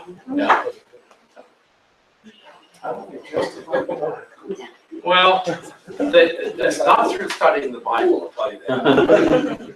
But it is through an appeal to, this idea that they build up the narrative that Israel is the oppressor, that they've gone and stolen land from the Palestinians. That's not even historically accurate at all. But it's the narrative, it's the story that is told. And it's repeated over and over again. So these so-called Christian groups, they're not reading their Bible, they're not studying history, they're just acting on feelings and wanting to be nice people. No, it's more than that. There's a replacement theology where they don't believe that the Jews longer have any future, that the church has taken over from the Jews. Yeah, that's an important part of it. It's also the whole kind of postmodern approach to understanding history, which says there can be multiple truths, multiple narratives that are easily valid. I guess I'm reading the wrong Bible. I know. Mine doesn't say that. Yeah, right. Yeah, that's right. Okay, so point K, during the Crusader period, the Jewish community was destroyed. Notice 1799, point L, Napoleon Bonaparte. Now we're getting 1799, so we're moving up into the 18th century here. Okay, this is almost modern history. Napoleon Bonaparte took the city. There were 2,000 prisoners of war. Now these consisted of both Arabs and Jews. So prior to this time, both Arabs and Jews were living there. but Napoleon. So we don't want to live in Jaffa. What's that? We don't want to live in Jaffa. No, we don't want to live in Jaffa. It's actually a cute little town now. That's kind of a hangout for a lot of artists and that time. It's a very, very, very picturesque town, but 1799, you probably wouldn't want to get there. The regiment that was responsible for this slaughter caught leprosy, and all but 7 of them died. So what was going on there? 1820, a revival of the Jewish community with the rebuilding of a synagogue and a hostel by Isaiah Agiman of Constantinople. So you have the Jews moving back in, claiming their rightful place. March 28, 1917, the Turks move in, Ottomans, and expel the Jews. Now, what's going on in 1917? World War I, okay? And so World War I is kind of the last gasp of the Ottoman Empire. So we think of World War I oftentimes in terms of Germany, but the Ottomans are allied with the Germans, and the Ottoman Empire has been long in control of a vast portion of the Middle East, and they want to hang on to control. So the Turks are moving in here. They expelled all of the Jews, but it was just short-lived because we know that the Ottomans and the Germans did not succeed in winning that war. And as a result of that, then the British were given a mandate by the League of Nations that included the land of Israel. And so we're now into the British Mandate period. And under the British Mandate, the Jews are moving back into Jaffa. So that's 1917. And then, under the British Mandate, it was an Arab city until 1948. The United Nations, now we're post-World War II. The newly founded United Nations, one of the very first things that they did was they established the modern state of Israel. And at that time, then, this war was fought between Israel and the Arabs. The Arabs flee from Jaffa because they were promised by the Arabs, if you flee, we'll drive these Jews into the sea, and then you can just come back and get your city back. Well, it didn't happen that way. And so that consequence left an Arab minority that then became Israeli citizens. And they enjoy Israeli citizenship today. Most of them do. So that's the story behind Tel Aviv. Just to the north of Tel Aviv, we have Jaffa, I said. Jaffa. Just to the north of it, really neighboring to it, is Tel Aviv. This city was established in 1909. It's one of the modern cities in Israel. And it's full of high-rise buildings, apartments. It's also most of the nations that have an embassy in Israel have their embassies in Tel Aviv. We hope that the United States Embassy shortly will move from Tel Aviv to Jerusalem. That's the promise that's being made, and we'll see if that actually holds true. But here's the beach. This is Israel's playground, Tel Aviv, and they have a wonderful beach. This is what it looks like from the air. You can see all these great big hotels, and down the main drag, there's all these embassies, lots of great restaurants in Tel Aviv. Tom? You can choose not to go down this rabbit hole. Go ahead. Why do you think that moving the consulate to Jerusalem is the right idea?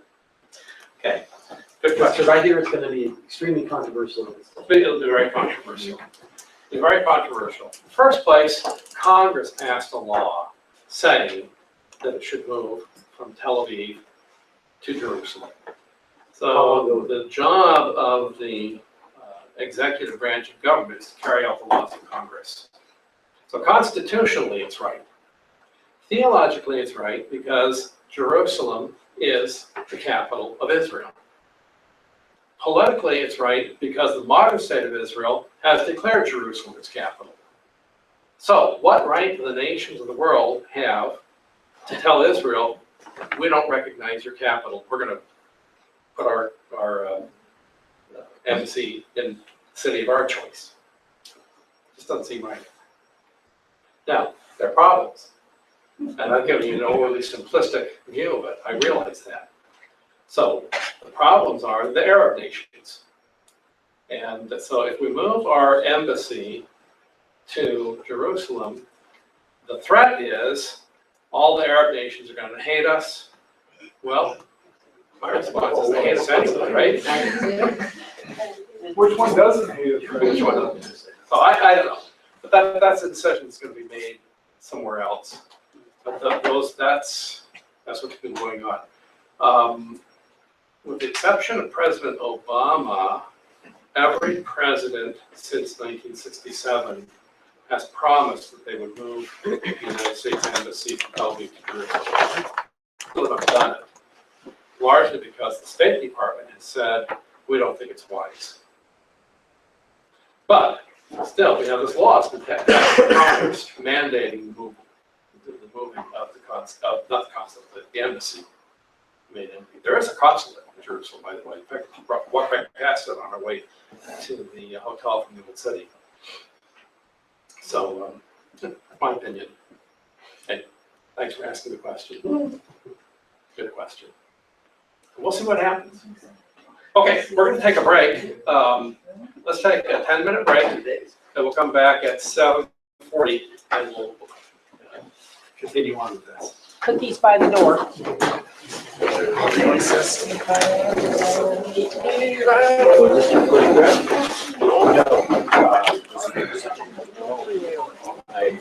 Daughters, I want to go to dinner. What could be better? What could be better? Where'd you get your map at? I don't know. These maps all came from, I wish they would give them to us here. These are old. Okay. Yeah, they look like they're really good. But we get them when we get there. So that was, So you guys spend before that. What time? but I always wish we had for the kids.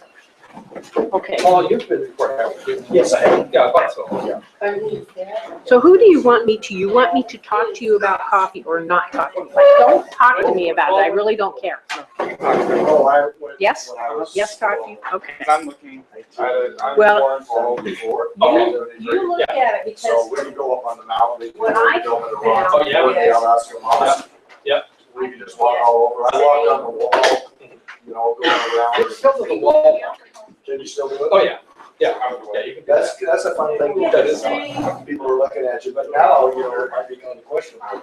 No, it's not a problem to walk on the wall now. It's not.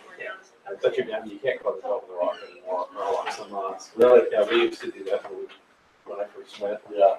And it's sad. Is there any way that you know anybody that can get you in at all? Sometimes you can. Yeah, I don't.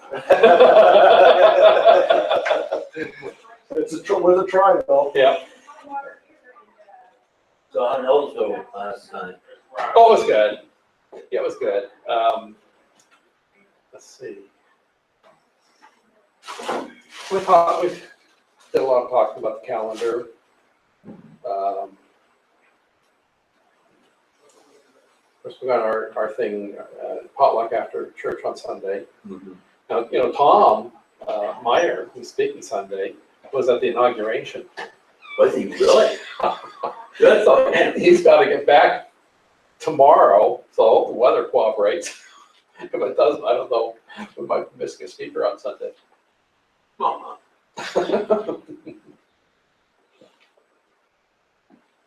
But, yeah, we talked about the Love of God Sunday. We decided to put it Sunday after Valentine's Day instead of before. We moved that. That's because Jim Martin is going to cook it. He'll be gone that other Sunday. But he'll be back on the 17th.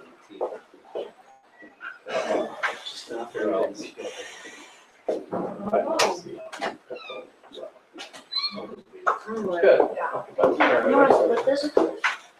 Oh, just drops. I know, I'm getting. Can you still go up on the Temple Mount though anyway? Oh, yeah. Yeah. Yeah, I don't think we've ever been kept off of the Temple Mount. There have been times when it's been closed. Yeah. But We didn't have that long tunnel area open when we were there either. the tunnel is great. Oh, Yeah, there are tons of things that you can see now that you couldn't see when you were there. There are things that you saw when you were there you can't see now. Hotels were staying. So, I mean, you know, a lot of the areas of West Bank are closed that you could have gone to. And I think, that I've been to, but I'm trying to I can't go remember. there now. I think, But yeah, there are new things. I think I did. Herodium is, down south of Bethlehem, there's been so much done there. Oh, And the excavations down at the, Gihon Spring. Did we walk that? Yeah. Are you- Yeah, did you go to the guys tunnel when you were there? Yes. Okay, so when you were there, it was probably like me, you almost couldn't find it, you know? Yeah, you couldn't, there was a little iron gate. Yeah, yeah, And they told us speak German when you're going, he'll let you in. yeah, yeah. So now it's all built up, there's a big archaeological park for the city of David, and you enter a completely different area, Right. and you see all this stuff, you go down this walkway, but they've excavated this. And you know how they used to, everybody used to say that when David conquered Jerusalem, he set his men up war check. And now we know that's false. In fact, Because this big monumental stairway has been excavated down there by Gihon Spring. she said, And that was what existed there from Canaanite times. So we know they didn't go up Warren shaft, they just went up the stairway. it's. And that, you can see all that now. That water is so clear. Yeah, I mean, it's you'll love it's amazing. They let you walk down in the water. I mean, you know, those dirty Gentiles walking on water. You know what? Walk. Yeah, Yeah. that's one of the highlights for me. Yeah, that's one of the things I remember. You don't realize how steep it is when you till you get to the bottom, I gotta walk back up. Right. Probably the Here's the clouds. And now they've also got from the uphill, the downhill end of Hezekiah's Tunnel comes down and the Salon. Okay, that also has been excavated. Little Salon used to come out with just a little thing. Now they've got this big pool that's been excavated. And from there, there's a tunnel, underground tunnel, and it's right through it. Yeah, and it's open now, and there's most of it. Yeah. No, well, that's just been discovered. In fact, 1, 2, 4, yeah, 6 years ago. 6 years ago, we were there, they just discovered it. As we were on our tour guides, we'd gone through this kind of tunnel, we were standing around, and our tour guide said, "You're on trace." He was friends with the archaeologist that was doing this. And I said, okay. And we went over, there was this chunk of plywood up on the side of the wall. Look behind here and tell me what you see. Back in there, it was dark. Like, I see some stairs. Some stairs going somewhere. So they think that this is going to go all the way up to the temple. Oh, really? I said, wow. Well, we came back at about 3 or 4 weeks later, I was reading Washington Post, and I was reading about the title. They published it right then. I got halfway through the article before I realized that was the same thing I did in book. Wow, I was there. So the next time.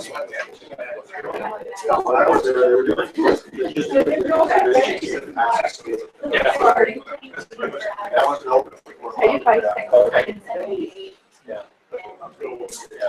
No, it's not like you. I'll tell you something funny. Listen to me. I'm not kidding.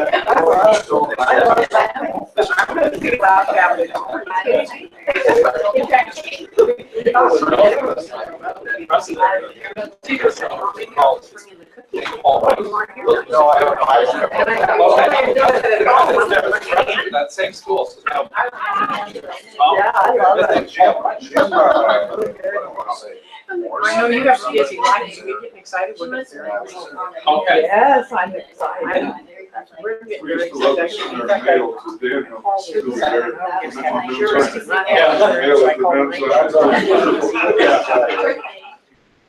So we decided.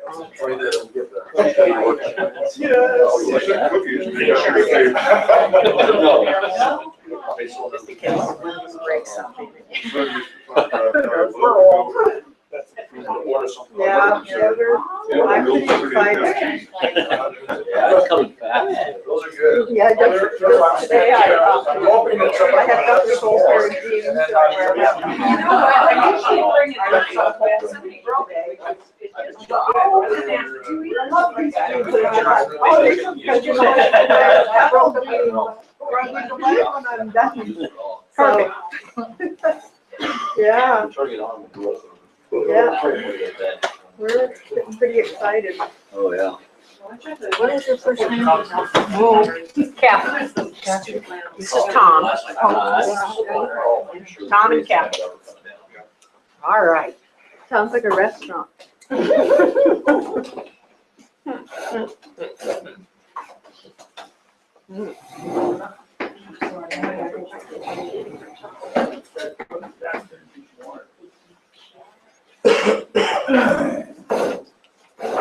Good.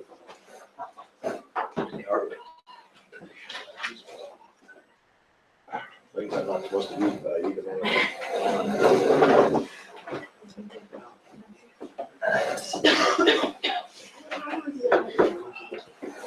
Are you guys going on the trip, or are you? I got one. I don't have that kind of money anymore. Yeah. We will, My typical husband, all right? Oh, I know what it is when you went. 2009, we went with Commando Chapel. And there were about 50 people out of our church. That was really nice.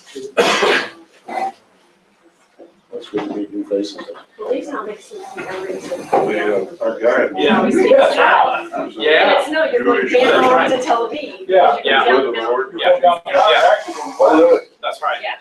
Yeah, so any direction you go to church, you go there. That was the thing that amazed me most Yeah. last week, was how mountainous it was. He was also a police I officer. always. So he would guide us through the old city. Desert. Yeah. Or, We didn't have more I know. Yeah. Yeah. I know they did a lot of farming there, but it was farming out of the, Well, the desert. Yeah. Amazed. All right, we want to get going. one time we met. I think we get through these more important sites at least tonight. As we head north up the coast from Tel Aviv, we're going to come to this important city of Caesarea. Now, Caesarea was much more recently built than Jaffa. Jaffa goes way back in the Old Testament times. Caesarea is a New Testament city, built a little bit before the New Testament, but is actually built up by Herod the Great. And we'll hear a lot about Herod the Great. Herod is an Edomite, and which is another way of saying an Edomite. He is not a native Jew, but he is fascinated with the Jews, and especially he's fascinated with one Jew by the name of Mariamne. And so he loves Mariamne, wants to marry Mariamne, and so he promises to convert to Judaism. The Jews never accepted him because he probably wasn't real genuine in his desire. Herod was something of a crazy guy. He was a madman. But he was crazy like a fox, too. He didn't want to cross Herod. During this intertestamental period, you have the rise in Israel, coming back before Herod, you have the rise in Israel of a group of kings known as the Hasmoneans. The Hasmoneans were from the tribe of Levi. They were priest kings. And they ruled over Israel as a result of the rebellion against Antiochus Epiphanes. Okay, so just recently we had Christmas, along with Christmas, and the celebration of Hanukkah, the dedication of the temple by the Maccabees. So the Maccabees became such heroes in Israel that the people of Israel wanted their descendants to be their rulers. This is where we have the Hasmonean rulers. So the Hasmoneans were Jewish Levitical kings in Israel during the latter part of the intertestamental period. Rome is now in power. Rome sees the Hasmoneans as a threat. Rome wants to have absolute power over all of its territory. So what do we do with these Hasmoneans? While they're wondering what to do about the Hasmoneans, show up in Rome, but a fellow by the name of Herod. And Herod says, I can solve your problem. I know the area, I'm from that region. You send me back to Palestine, Israel, to Judea as it was known then, and you give me the title, King of the Jews, and I will bring them under the control of Rome. And so Herod does that. Herod goes back, he's given the Roman title, King of the Jews. That's when he rule to an end, and he extends Roman control over Judea. So Herod is a military master. He's an engineering master, and he builds these amazing building projects all over Israel. Waterworks. He builds big aqueducts, moving water from one place to another, from Bethlehem, Jerusalem, Caesarea, as we'll see in a moment. He builds great palaces in Caesarea, an enormous palace down south of Bethlehem. He takes and built up a small mound into a large mountain hollowed out inside and names it Herodium after himself, another humble ruler of the day. And huge, massive place. Well, this is the Herod who builds Caesarea and devotes it to Augustus Caesar. And that's the name, Caesarea. It's named after Caesar. It was point one, built by Herod the Great in honor of Augustus Caesar, named Caesarea Maritima, or Caesarea by the Sea. In the Bible, we can think of Caesarea as a city of four P's. Four P's. Associated with Caesarea is Pilate, okay, the same Roman ruler who condemns Jesus to death. So as a Roman ruler, he's going to have his headquarters in Caesarea. He only comes up to Jerusalem on special occasions, such as was the case of the death of Christ. Philip, the evangelist, is associated with Caesarea. Philip the evangelist has a house there, and he will be visited by someone else with the name of P, Paul the apostle. Both visits Philip the evangelist there, and he's also imprisoned in Caesarea for 2 years before he goes to Rome, before he gets his trial there. And then we also have associated with Caesarea Peter. We were just talking about Peter receiving a vision, Acts chapter 9-10, down in Jaffa, and going to Caesarea to preach the gospel to the Gentiles. So these four men, Pilate, Philip, Paul, and Peter, are all in some way associated with Caesarea. This is looking at it from an aerial view. So this is built out here, again, along the smooth coastline of Israel. This is built out here to make a breakwater and an artificial bay where ships can come. Yes? When was it built? Okay, so it is built, I don't have the exact date here, but it's built around 27 BC. Don't quote me on that, but that's a rough date. So we're talking about Herod the Great. We're talking about around 30 BC. That's the era of Herod the Great. It became later the Roman and Byzantine capital of Judea, and all Roman procurators, including Pilate, made their headquarters in Caesarea. Okay.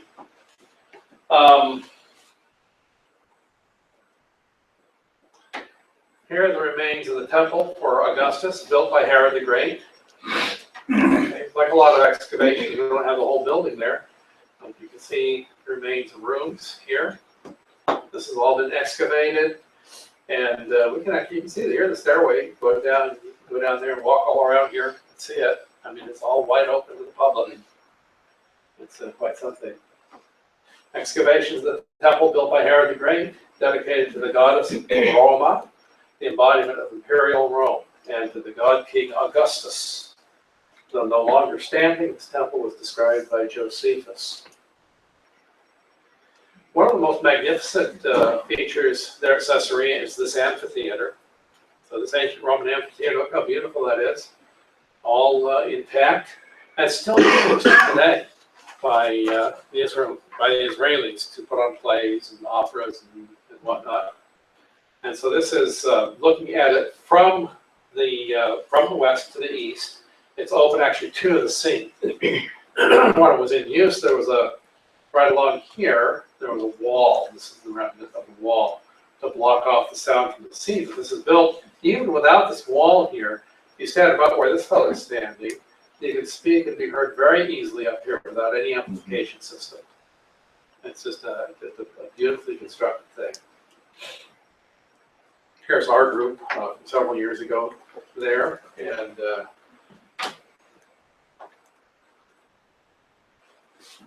our guy talking to us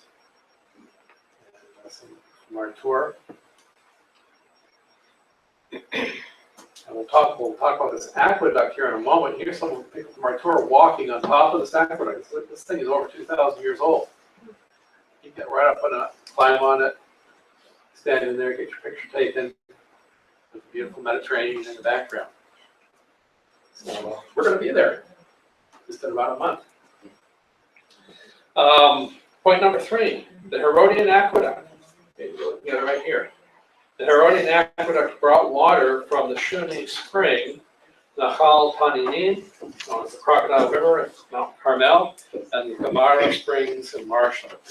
Problem with Caesarea, and one of the reasons why there was not a city there in the past was it did not have a water source. You can't have a city without a water source. So there's no fresh water locally available. So Herod builds this aqueduct to bring water from miles and miles and miles north, way up by Carmel, all the way down to Caesarea. And that allows him then to build this city.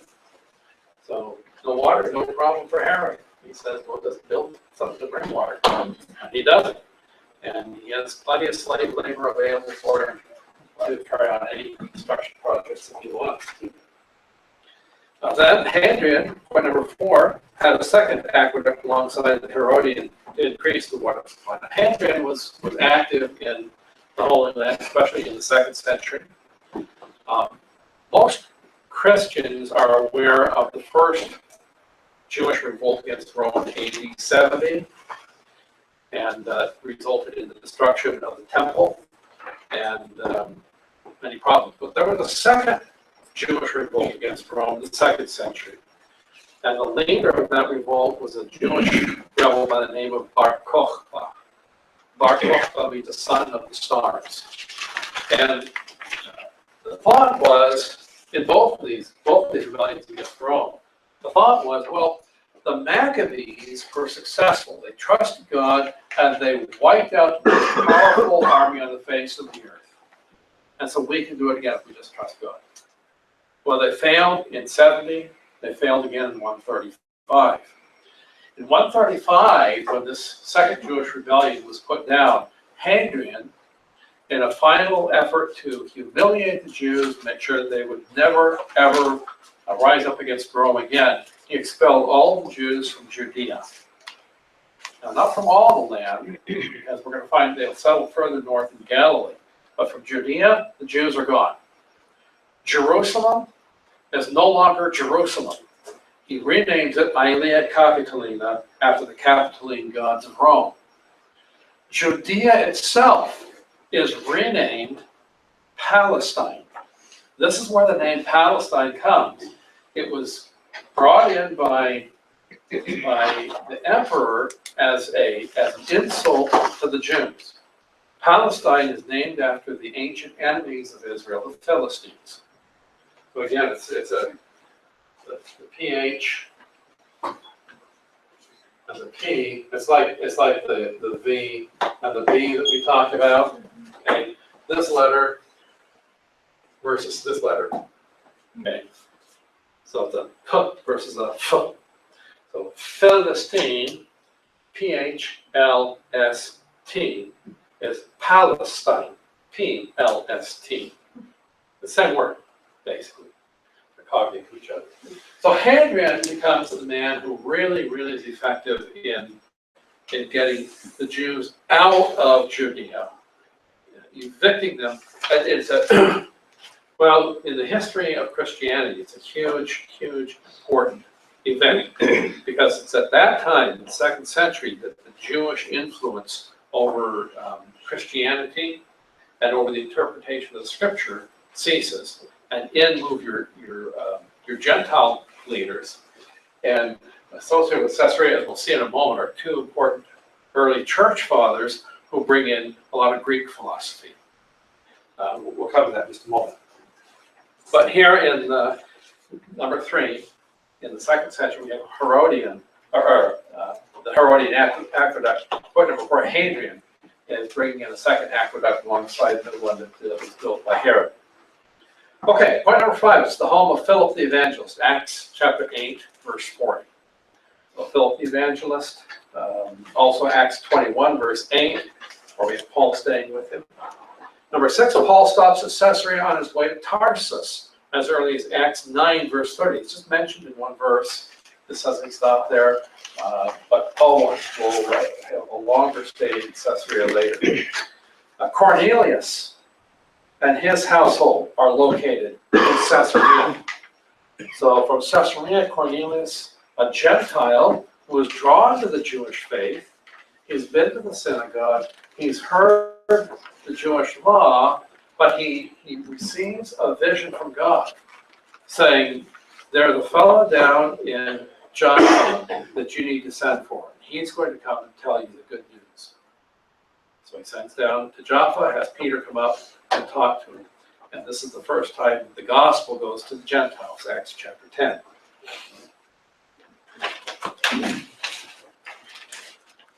Herod Agrippa I dies in Caesarea in Acts chapter 12. Paul stops there on his way to Jerusalem in Acts chapter 18. Now he's going to go up to Jerusalem. There he'll be arrested, and then he's going to end up back in Caesarea again. So point number 10, Paul stays in Philip's home in Acts chapter 21. But notice 11, Paul is in prison for 2 years. Acts chapter 23. So for 2 years, he is there. We believe that at this time, Luke is closely associated with Paul, and Luke begins doing a lot of his research that ends up being the Gospel of Luke and the Book of Acts. And I think that's one theory. It's probably the best theory about how Luke and Acts were researched. It had to do with the time that Paul was in prison in Caesarea.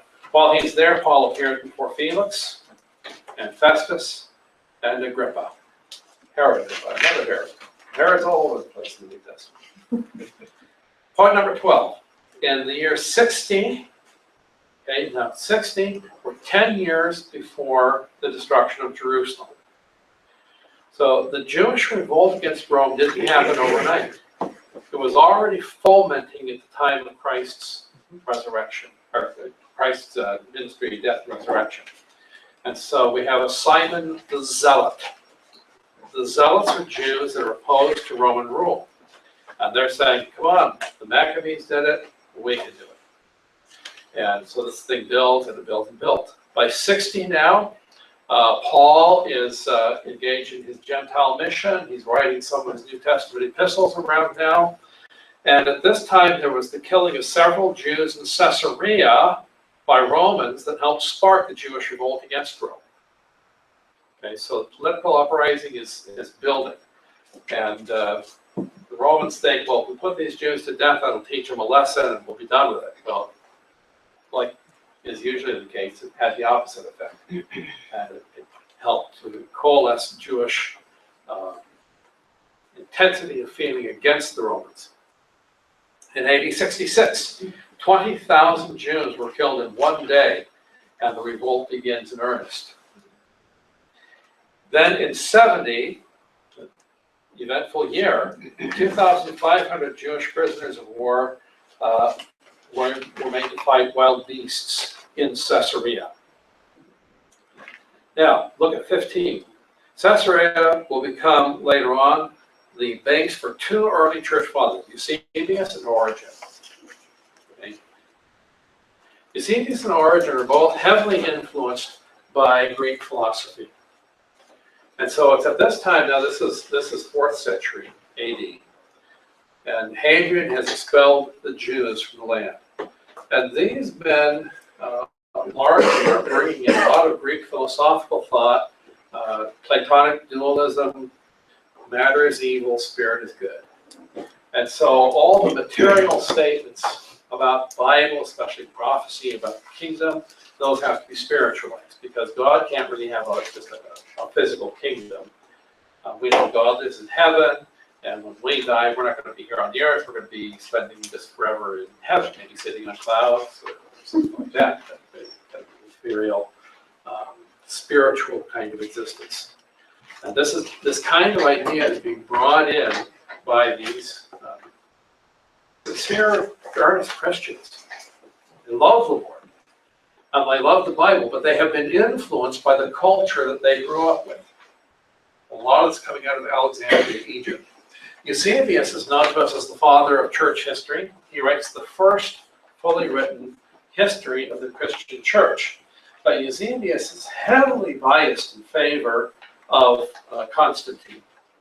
And so when you read Eusebius' church history, he just goes on and on and on, page after page, in adulation and praise of Constantine.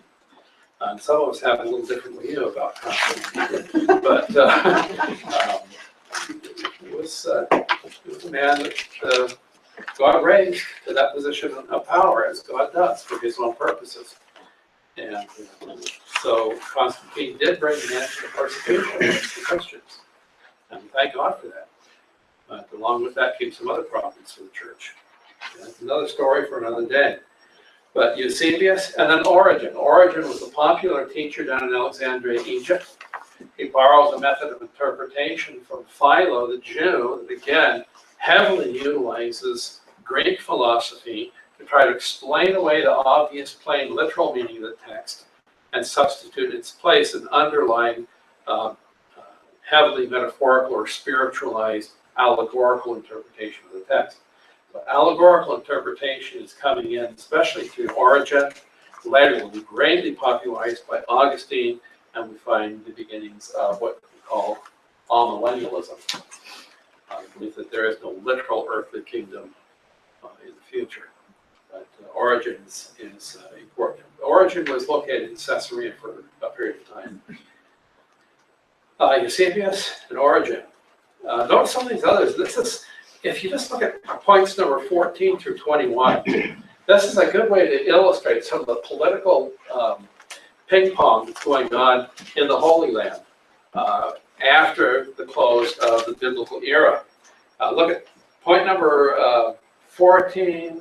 You've got these Jewish prisoners of war put to death. Then you have it Christian Gentiles, Eusebius and Origen, they're Byzantine. Then you have AD 639, 7th century now, Muslims. Move into 1101, you've got the Crusaders. Okay, so they're moving in from Western Europe, they're coming in. So you've got, so we've got Jewish, Christian, Muslim, Christian. Then in 1187, the Crusaders are conquered by Saladin. We're back to Muslim rule. 1191, reconquered by the Crusaders. Back to Christian rule. 1291, conquered by Sultan Berbers. Back to Muslim rule. And so it's this back and forth political ping pong that's being played here. And this is what happens to the land of Israel. And is why Israel, when it's finally, you go to the 19th century, the 1800s, and you find this land has just been decimated. It's been the subject of war after war after war after war. All the treaties have been stripped, being used for instruments of warfare, siege works, and so forth. Trees are all gone. The fields have been burned. Places have been trampled. Blood has been shed. That's the story of the land of Israel all through the Middle Ages. The late 19th century Jewish immigrants from Bosnia founded a village here in Caesarea. So that's the story of Caesarea. Interesting, isn't it? It's a rich history. It's a rich history. But all in this city that had no hope of being a city because there was no water. And Herod thought this would be a good place to have a temple dedicated to Caesar Augustus. Well, we come next to Mount Carmel. We're going to move further north up the coastline. Oh, before that, let me just point this out. We mentioned Pilate. Oh, yeah, discovered in 1961. That's what I said. I remember 1961. Some of you can pretty easily tell. Discovered in 1961 in Caesarea, Israel. The limestone inscription. You see a replica of it here. This is the real one. But 2 feet 8 inches high, 21.5 inches wide. First time we found a reference to Pilate outside of the Bible. Okay. And so this inscription was discovered here, and here you can see the word Tiberium, and here is Pilatus. So Tiberium Pontius Pilatus Prefectus Judea.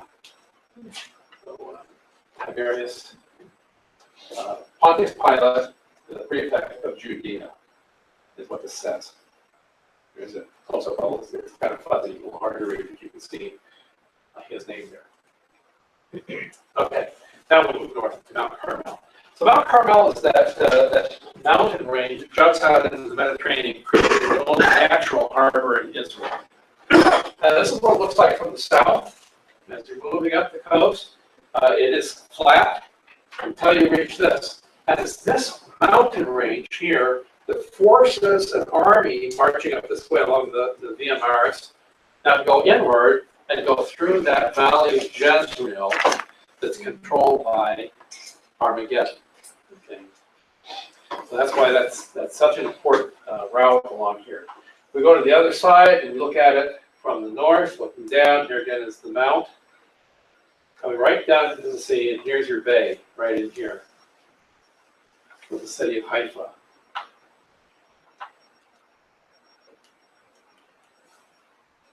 If we go up into the mountains, this looks like it could be lots of places in Northern California, doesn't it? Right.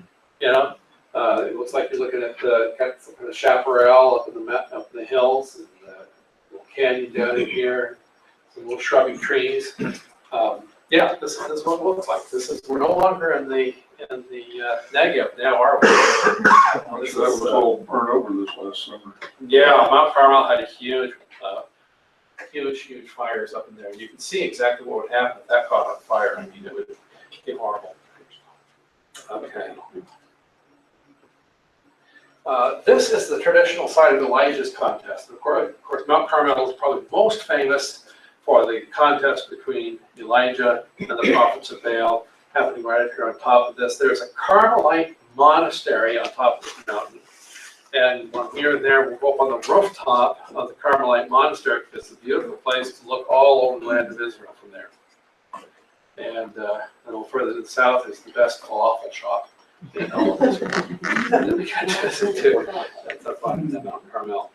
Okay, so taking a look at your notes, Carmel, it doesn't stand for the candy, regardless of what my daughter thinks. Carmel is a combination of Kerem and El. Kerem El. Kerem is the Hebrew word for a vineyard. So Kerem El is the vineyard of God. So in ancient times, lots of grapes were grown all throughout the land of Israel. And grapes and their products were used in the temple and daily life, so on and so forth. Just recently, the ancient grape that was grown in Israel was identified because they found some grape seeds in an archaeological dig and ran DNA analysis on it. And they searched around the world to find the closest match, and they brought those grapes back to Israel, and they're growing now the same grapes that used to grow in Jewish times. And there are Jewish groups that think this is one of the signs of the coming of the Messiah, because now they're going to be able to have the wine that is used for the oblations in the temple services. So, but here is the vineyard of God. Not too far from here is where we have King Ahab having his wife take the vineyard of Naboth. Yeah. Okay. So this is the great growing region of Israel, of this region around the Jezreel Valley. Number two, this mountain interrupts Israel's Mediterranean coast, creates the Bay of Haifa. At the top, it's 1,810 feet above sea level. That's pretty impressive, coming right up from the sea. Now, it was taken by Joshua in Joshua 12:22, conquered it. It was allotted to Asher. Asher is one of the little-known tribes in the Bible. Not a whole lot written about Asher. But we just came through the Christmas season, and we think about the infancy narratives of Jesus. Who was it that was from the tribe of Asher? Does anybody remember? Anna. Anna was from the tribe of Asher. And this territory was given to Asher. As I said, it was the site of the contest between Elijah and the prophets of Baal. That's recorded in 1 Kings 18.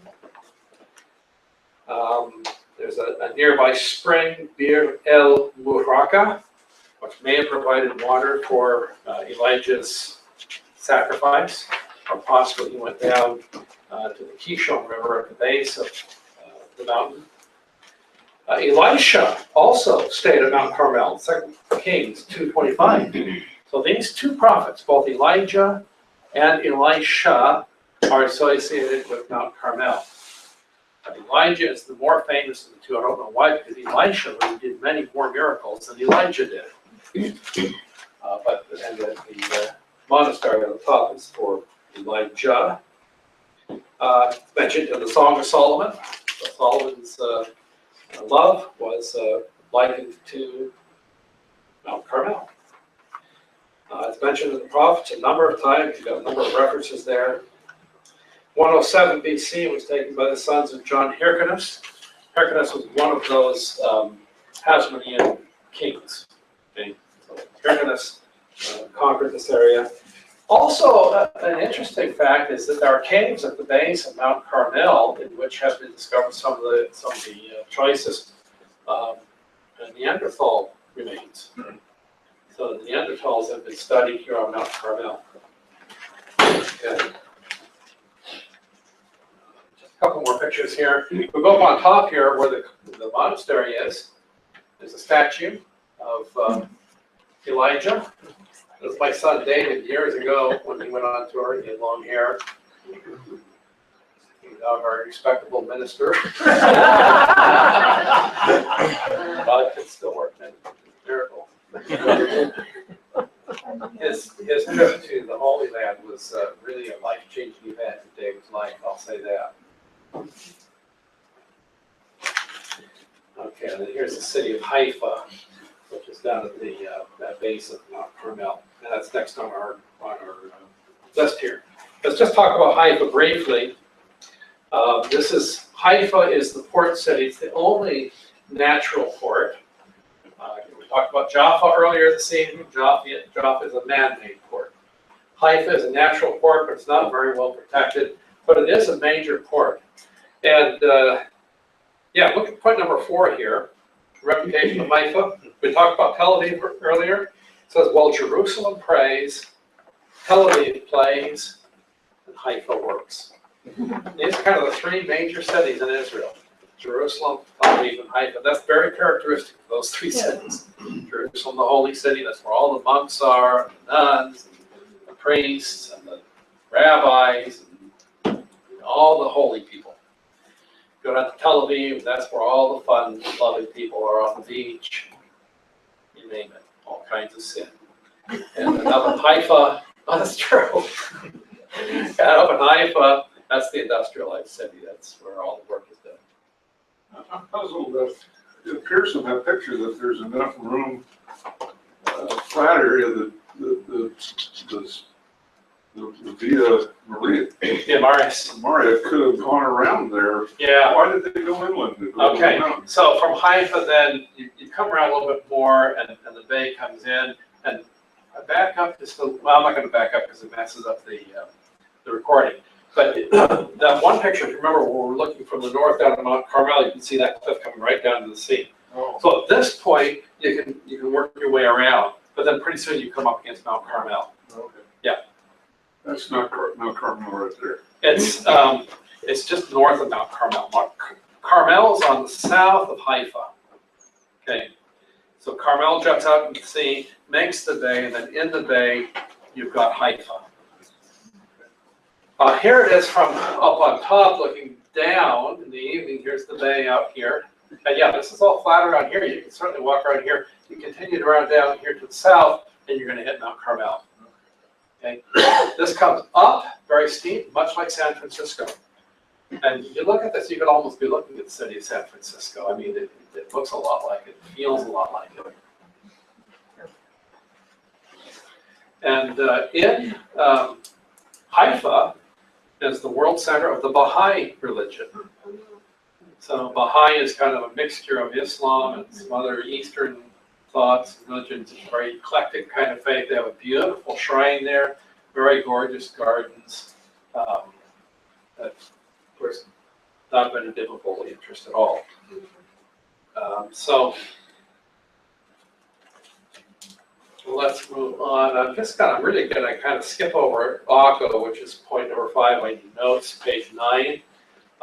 Again, we probably will not visit Akko, but it's on the other side of the Bay of Haifa. Fascinating place, especially if you're interested in Crusader history. The Crusaders, for a time, had the capital of their kingdom at Akko, or it's also known as Acre, A-C-R-E. And there's a whole underground city there that's been excavated. The latter part of the Middle Ages, not in the modern times, there were Arabs who lived there. There were these mysterious holes in the ground. And they just throw the trash down in them. And it's a wonderful way to keep things, just naturally provided trash cans. Eventually they discovered those led down to this underground city. Now the whole thing has been excavated. You can go down through there and see it. It's quite something. And there's the wall around the ancient city of Akko, the Crusader defensive walls. This is what looks like in that underground city down below. And all these beautiful archways, they're Crusader arches. They make a cross. Arch going this way, arch going perpendicular to it. And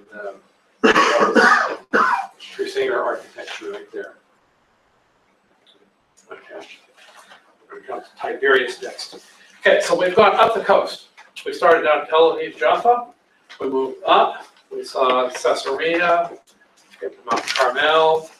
We looked now at Haifa, Akko. So that's that coastal line. Let's move inland now. We're coming to the Sea of Galilee.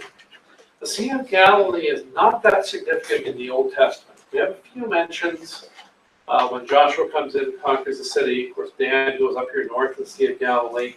But it really becomes important in the New Testament because Jesus focuses most of his ministry around the Sea of Galilee. And on the west coast of the Sea of Galilee is this city called Tiberias. This is another city named after an important ruler, Tiberius Caesar. So point number 3, or point number 1 on your notes about Tiberias, the town is mentioned only once in the Bible. And that's found in John chapter 6, verse 23. However, the city is important enough that it gives its name to the actual Sea of Galilee, which is also called the Lake of Tiberias. For point number 2, the Sea of Galilee was also known as the Sea of Tiberias. It's called that in John 6, verse 1, and John 21, verse 21. So, the city of Tiberias itself actually becomes important after Hadrian expels the Jews from Judea. We talked about that. Remember the 2nd century, 135, you Jews, get out of Judea. We're going to rename it Palestine. So where do the Jews go? They go to the north, and the rabbis establish an important base of operations in Tiberias. And it's in Tiberias that they are going to meet together and establish the established and accepted Hebrew text of the Old Testament, known as the Masoretic text. Those who meet here are called the Masoretes. So let's back up and look at our notes a little bit. Number 3, this was built by Herod Antipas, not Herod the Great, but Herod Antipas in AD 20 in honor of Caesar Tiberius. In the New Testament times, probably the reason we don't find it very much, it was an entirely Gentile town. unusual for this part of Galilee. You go over to the east side, you find a lot more Gentile concentration. But Tiberias at this time was a Gentile town, as was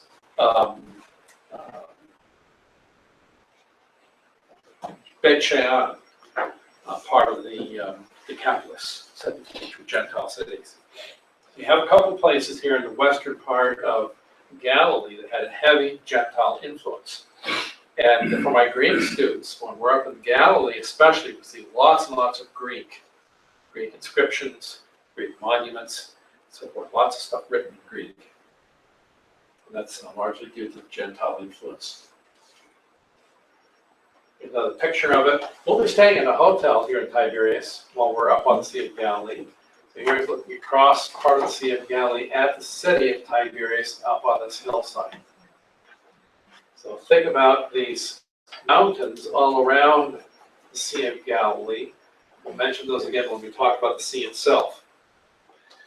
Okay, point number 5. The Sanhedrin moved to Tiberias after the failed Bar Kokhba revolt and the destruction of Jerusalem in AD 132. That's what we're just saying. So the Sanhedrin, the main Jewish judging council, moves here and establishes this location for Jewish scholarship. Number 6, it became the chief seat of Jewish learning. Both the Mishnah and the Palestinian Talmud were compiled at Tiberias in the 3rd and 5th centuries, respectively. The Talmud are major Jewish commentaries on the Old Testament, and so they're writing these commentaries here, explaining the scriptures and the Jewish law. It was destroyed in 748 by a series of earthquakes. Okay. Why? Because it's down here on the Sea of Galilee, part of the Great Syrian African Rift. It's an earthquake fault, lots of earthquakes all up and down this fault, constantly. It was rebuilt by the Crusaders, and for a time was used as the capital of Galilee, the Crusader capital of Galilee. Destroyed again by the Arabs in the 12th century. There's that ping-pong game going on again. Rebuilt by the Jews in 1740 and 1750s under the Sephardic Rabbi Abu Lafia. The Hasids from Europe. Hasids are Eastern European Jews. They came in 1777. Okay, so now we're kind of trying to match things up. This is about the time that our own country is being established, 1777. This time Eastern European Jews are coming and settling here in Tiberias. Destroyed by another earthquake, 1837. But after that, rebuilt again by the Jews. And in Tiberias, we have the burial place of many leading rabbis. We'll no doubt see that as we're driving up and down the streets of Tiberias during our stay there. You'll see this graveyard and that graveyard and the important places named after various rabbis. And I want to talk a little bit about, here's a synagogue floor and a wonderful mosaic. I'm going to skip over this. It's an interesting story, but we only have time for so much. I want to spend a little bit of time talking about the Sea of Galilee itself. You can see by the shape of the Sea of Galilee, it's almost a triangular shape. Okay, the long side here and the two shorter legs here. The Hebrew name for the Sea of Galilee is Yom Kinneret. Kinneret is the Hebrew word for a harp. It's shaped a little bit like a harp. You can use your imagination a little bit. And that's what gives it the name Kinneret. Written in our Bible sometimes C-H-I-N-E-R-T-H. Okay, so the C-H and the K, another one of these things. Okay, this letter and this letter, there's a C-H, that's a K. Okay, and then is it Chinnereth or is it Kinneret? This letter.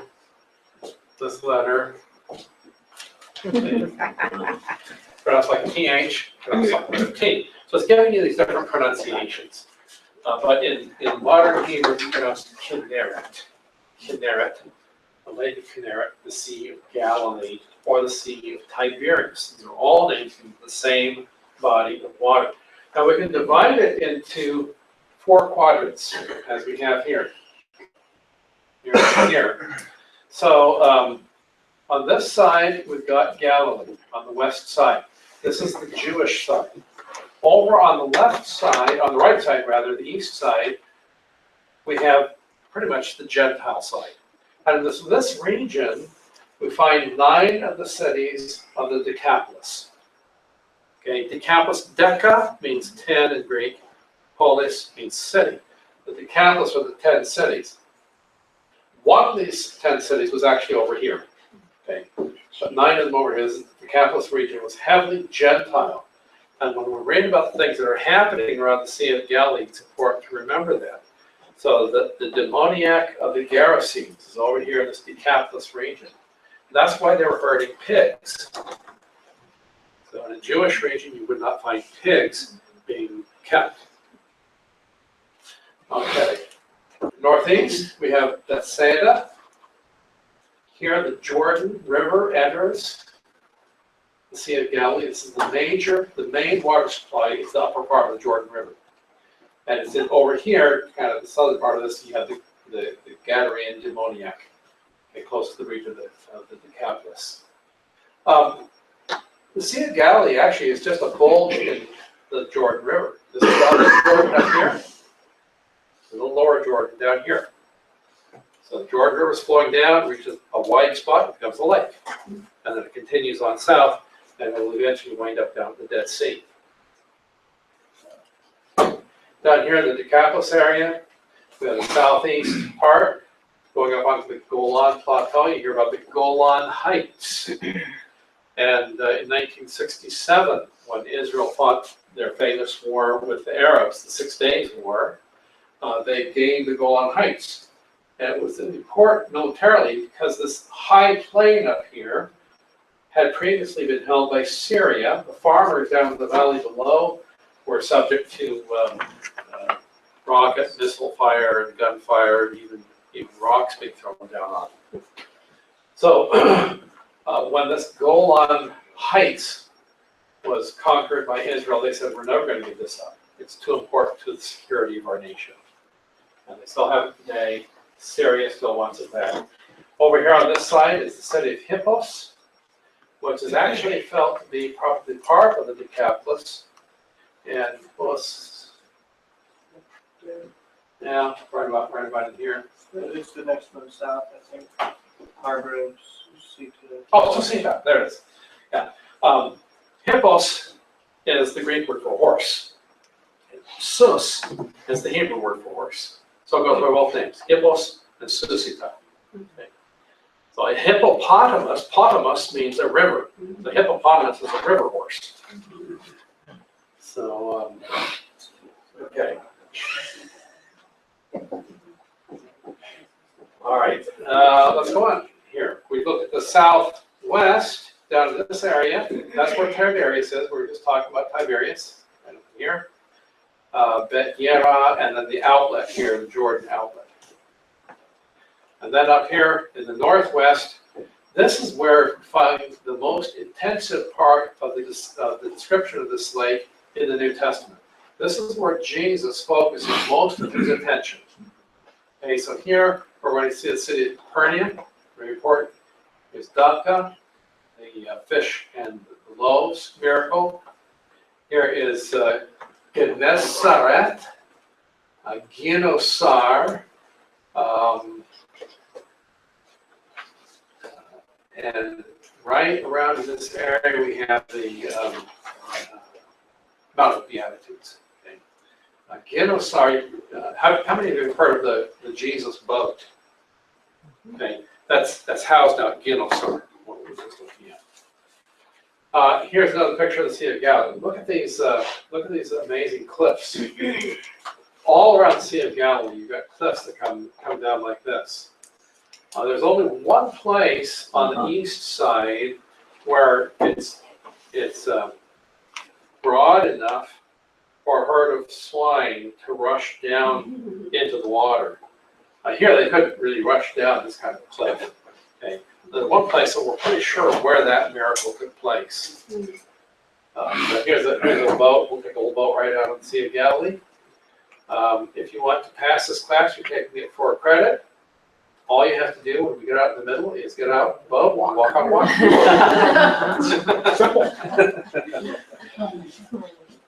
Okay.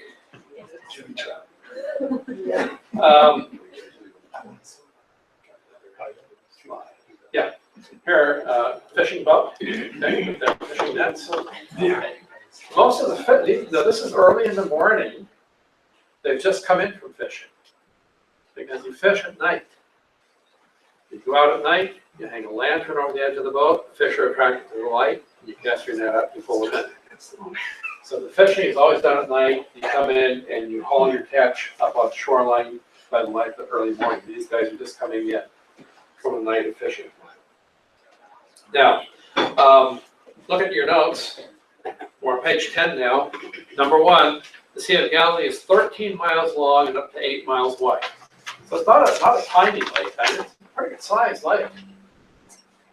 13 by 8 miles. And the Sea of Galilee, now we talk about the Dead Sea being so far below sea level, but already at the Sea of Galilee, look how far below sea level you are, 692 feet below sea level. And you'll see it at one point as we're driving down the road to Tiberias. We start way up high and we're going down, down, down, down. There's a little marker on the side of the road where sea level is. And then you keep on going down. So this is the Syrian African Rim. It's deep into the crust of the earth. And down here where all this water is collected. Water, of course, is going to follow the force of gravity. That's where it goes, to these low areas. The main water source is the Jordan River. But there are also a number of underground springs that feed this. And so we have Tabka, the 7 springs. Number 4, it's fish. All the fish of the Sea of Galilee. There's still a lot of fish, but not nearly as many as there were in New Testament times. So we find fishermen like Peter, and Andrew, John, and so forth. The fish of Galilee were very, very famous in the 1st century. And they're prominent in the New Testament narrative. But fish from the Sea of Galilee and a fish, what do you call it, the condiment that you spread made from fish. Anyway, was sold throughout the Roman Empire. Way off in Rome and Pompeii, they sold this fish spread. Yeah, like caviar? What? Yeah, I've got caviar, but caviar made from eggs, of course. Pickled and. But here's the thing, you have to realize this. When you think about Peter and some of the other disciples, we often hear them referred to as simple fishermen. A little simple about Peter and James and John. They were sophisticated businessmen. Now, they weren't trained rabbis. They weren't trained in rabbinical thought, but they were men who had business savvy. They had to do business with people from all over the Roman Empire.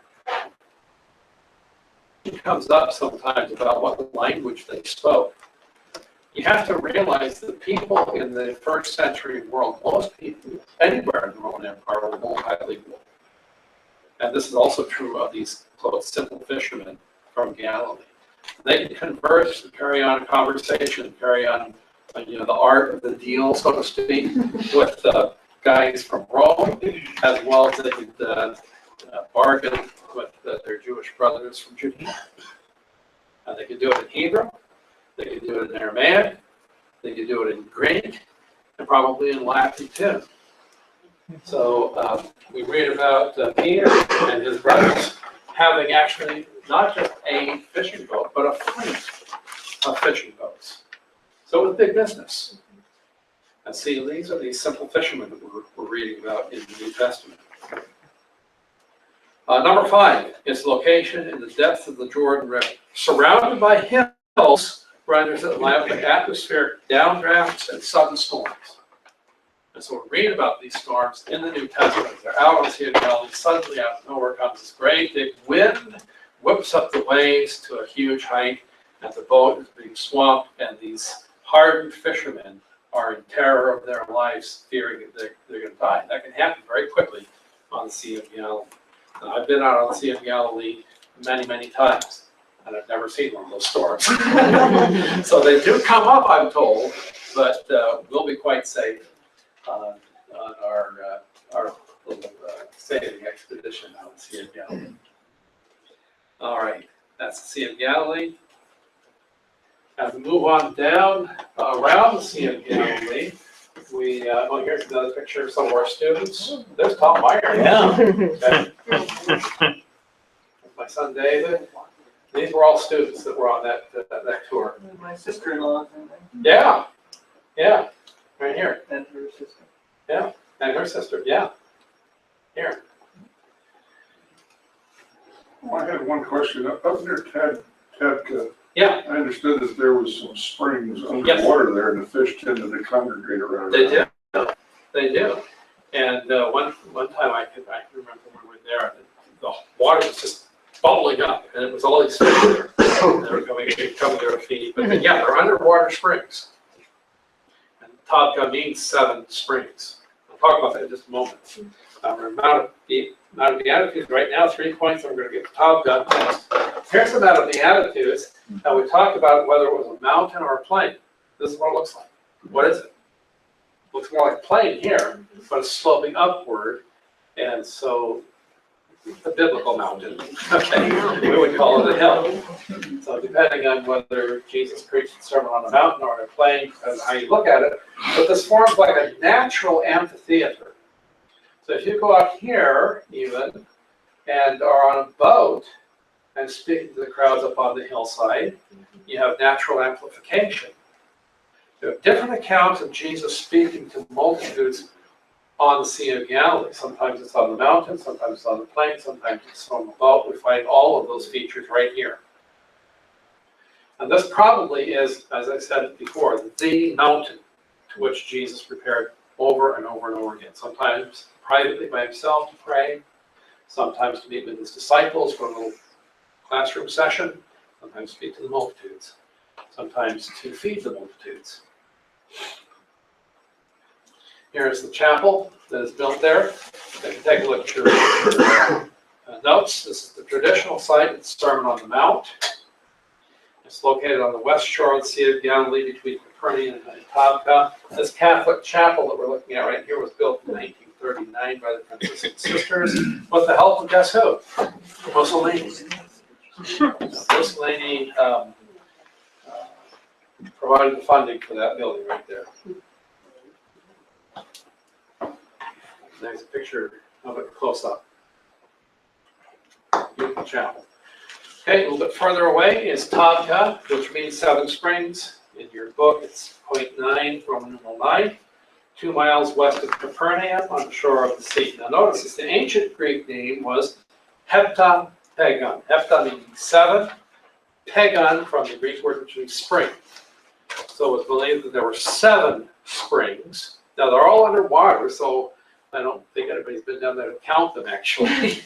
And there probably are multiple places underground where water is coming out of the ground. But it may have been at one time when the sea was lower that you could see these springs.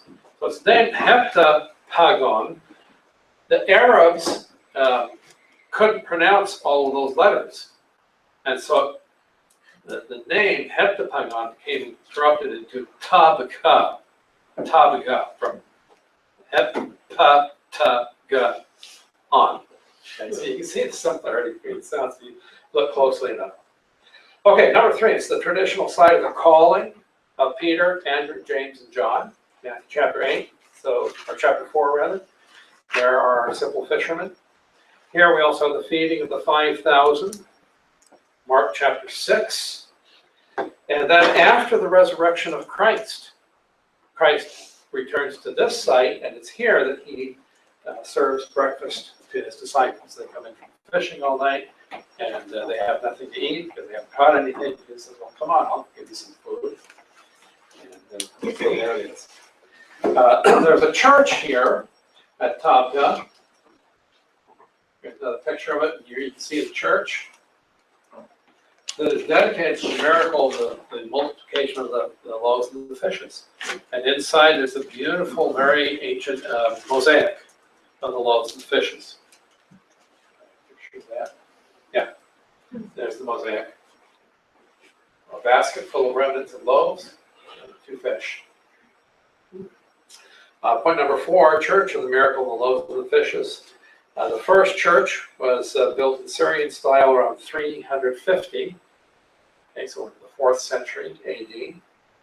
It was replaced by Byzantine church with many mosaics around 450. That was destroyed by the Persians in 614.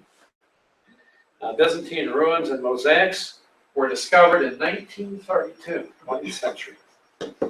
And a provisional church was constructed. The present church there dates to 1982, quite recent, incorporating the ancient foundations and the ancient mosaics that we see here.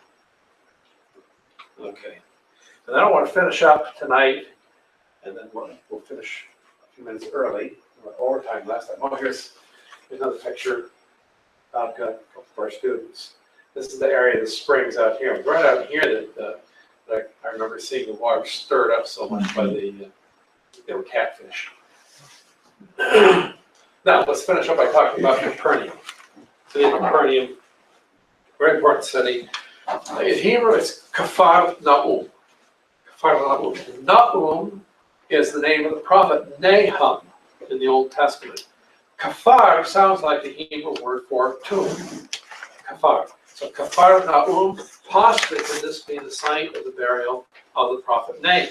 We don't know the existence of such a tomb here, but the name sounds like it, and there is an ancient Jewish tradition that the prophet Nahum was buried here, and so it's possible. It's located on the northern shore of the Sea of Galilee. It was a viable city from the 2nd century BC until the Arab invasion of the 4th century.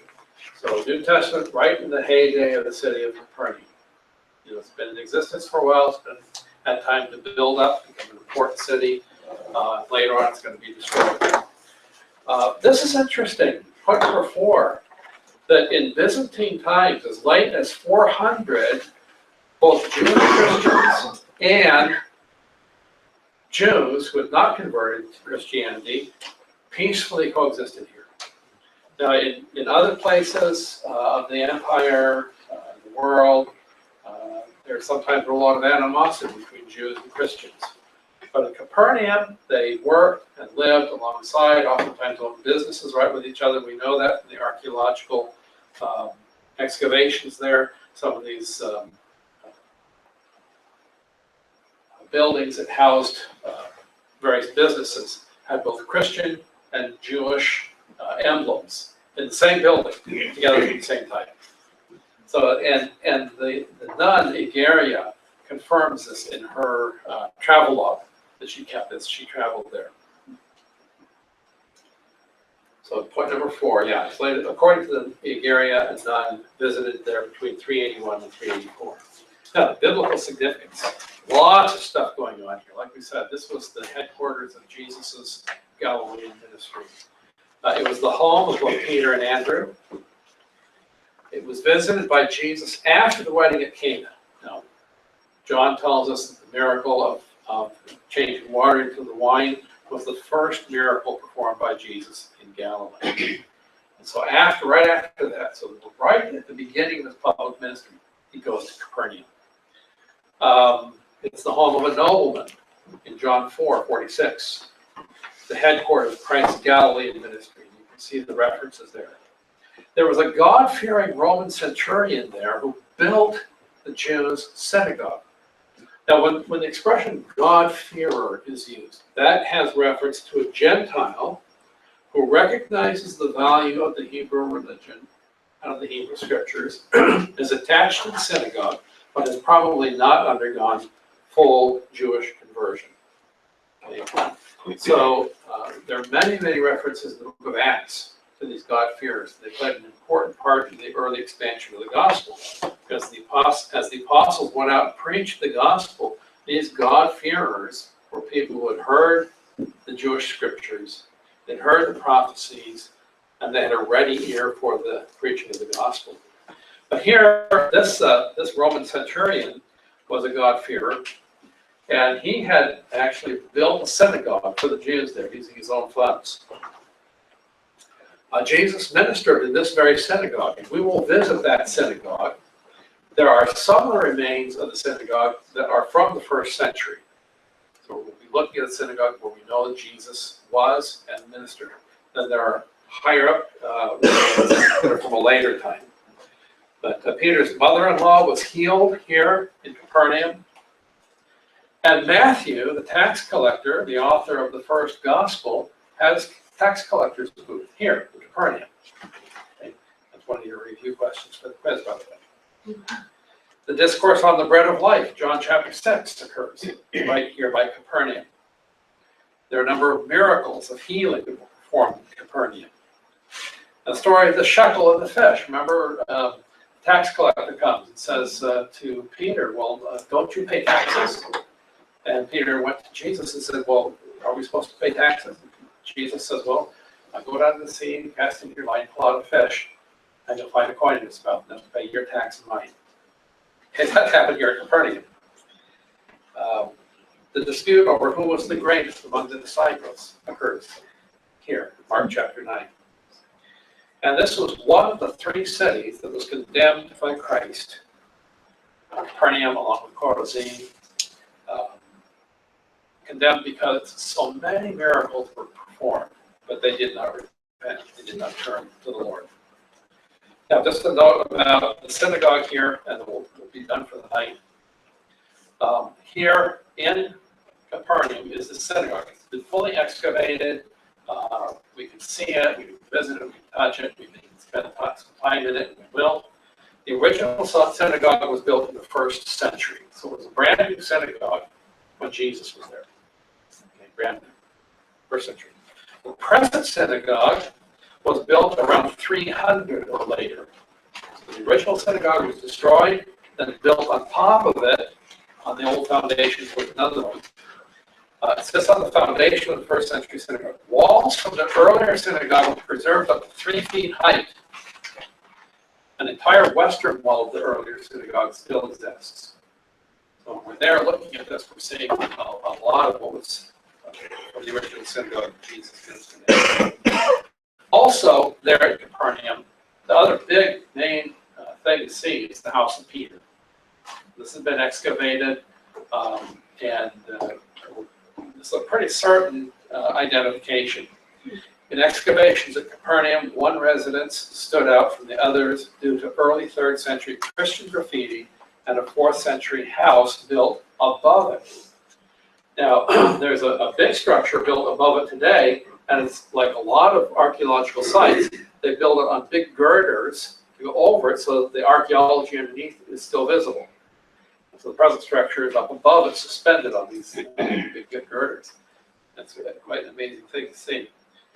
In the 5th century, a large octagonal Byzantine church was built above this. Now the Byzantine architecture, we'll see a lot of this over there. An octagonal building with an octagon for the floor plan, that's a memorial site. So it's built to memorialize some important event that took place. The interesting thing is the Dome of the Rock on the Temple Mount is also built after that same style. There are a lot of questions as to why that is so. We might visit that question a little bit later on. And then lastly, pilgrims referred to the Byzantine church as the house of the Apostle Peter. So that is here, and here's a picture of the synagogue. Here's that entire southern wall. Pillars, the entry gates, most of it preserved only to 3 feet. And here's some of the excavations. Here's the building that's up above, suspended. This is looking at the floor, bottom of the floor. Down below here is where Peter's house was. And you remember that coming into Peter's house, Jesus healed Peter's mother-in-law from a fever. And this is where that happened. Okay, any questions? I've heard recently that Matthew had his tax collection booth there in Capernaum because it was on the Roman road before it crossed the Jordan into Assyria. Yeah. So you collect taxes on the Roman road. Yeah. Is there any remnants of the Roman road? Oh yeah. Oh yes. Yeah. And you can see the old Roman roads in various places. The milestones, markers, still in some of the places. That's right. Yeah, this was, again, one of those crossings between the Mary Maris and the Kings Highway. It was there right beside the Sea Valley, crossing right through Perkins. Perkins was kind of north, and so if you're going from east to west or west to east, either way, you go across there. And of course, you want to go by where there's fresh water. Okay, let's pray and we'll be dismissed. Lord, thank you for giving us a good time together tonight. We look forward to traveling to this wonderful land. And we pray this little foresight that you're giving us will whet our appetite, will inform us so that when we're there looking at it, we'll have a greater ability to understand exactly what's going on. Now dismiss us with your blessing and carry us safely home. Bring us back together again next week for another good time of fellowship and of learning. We pray in Jesus' name. Amen.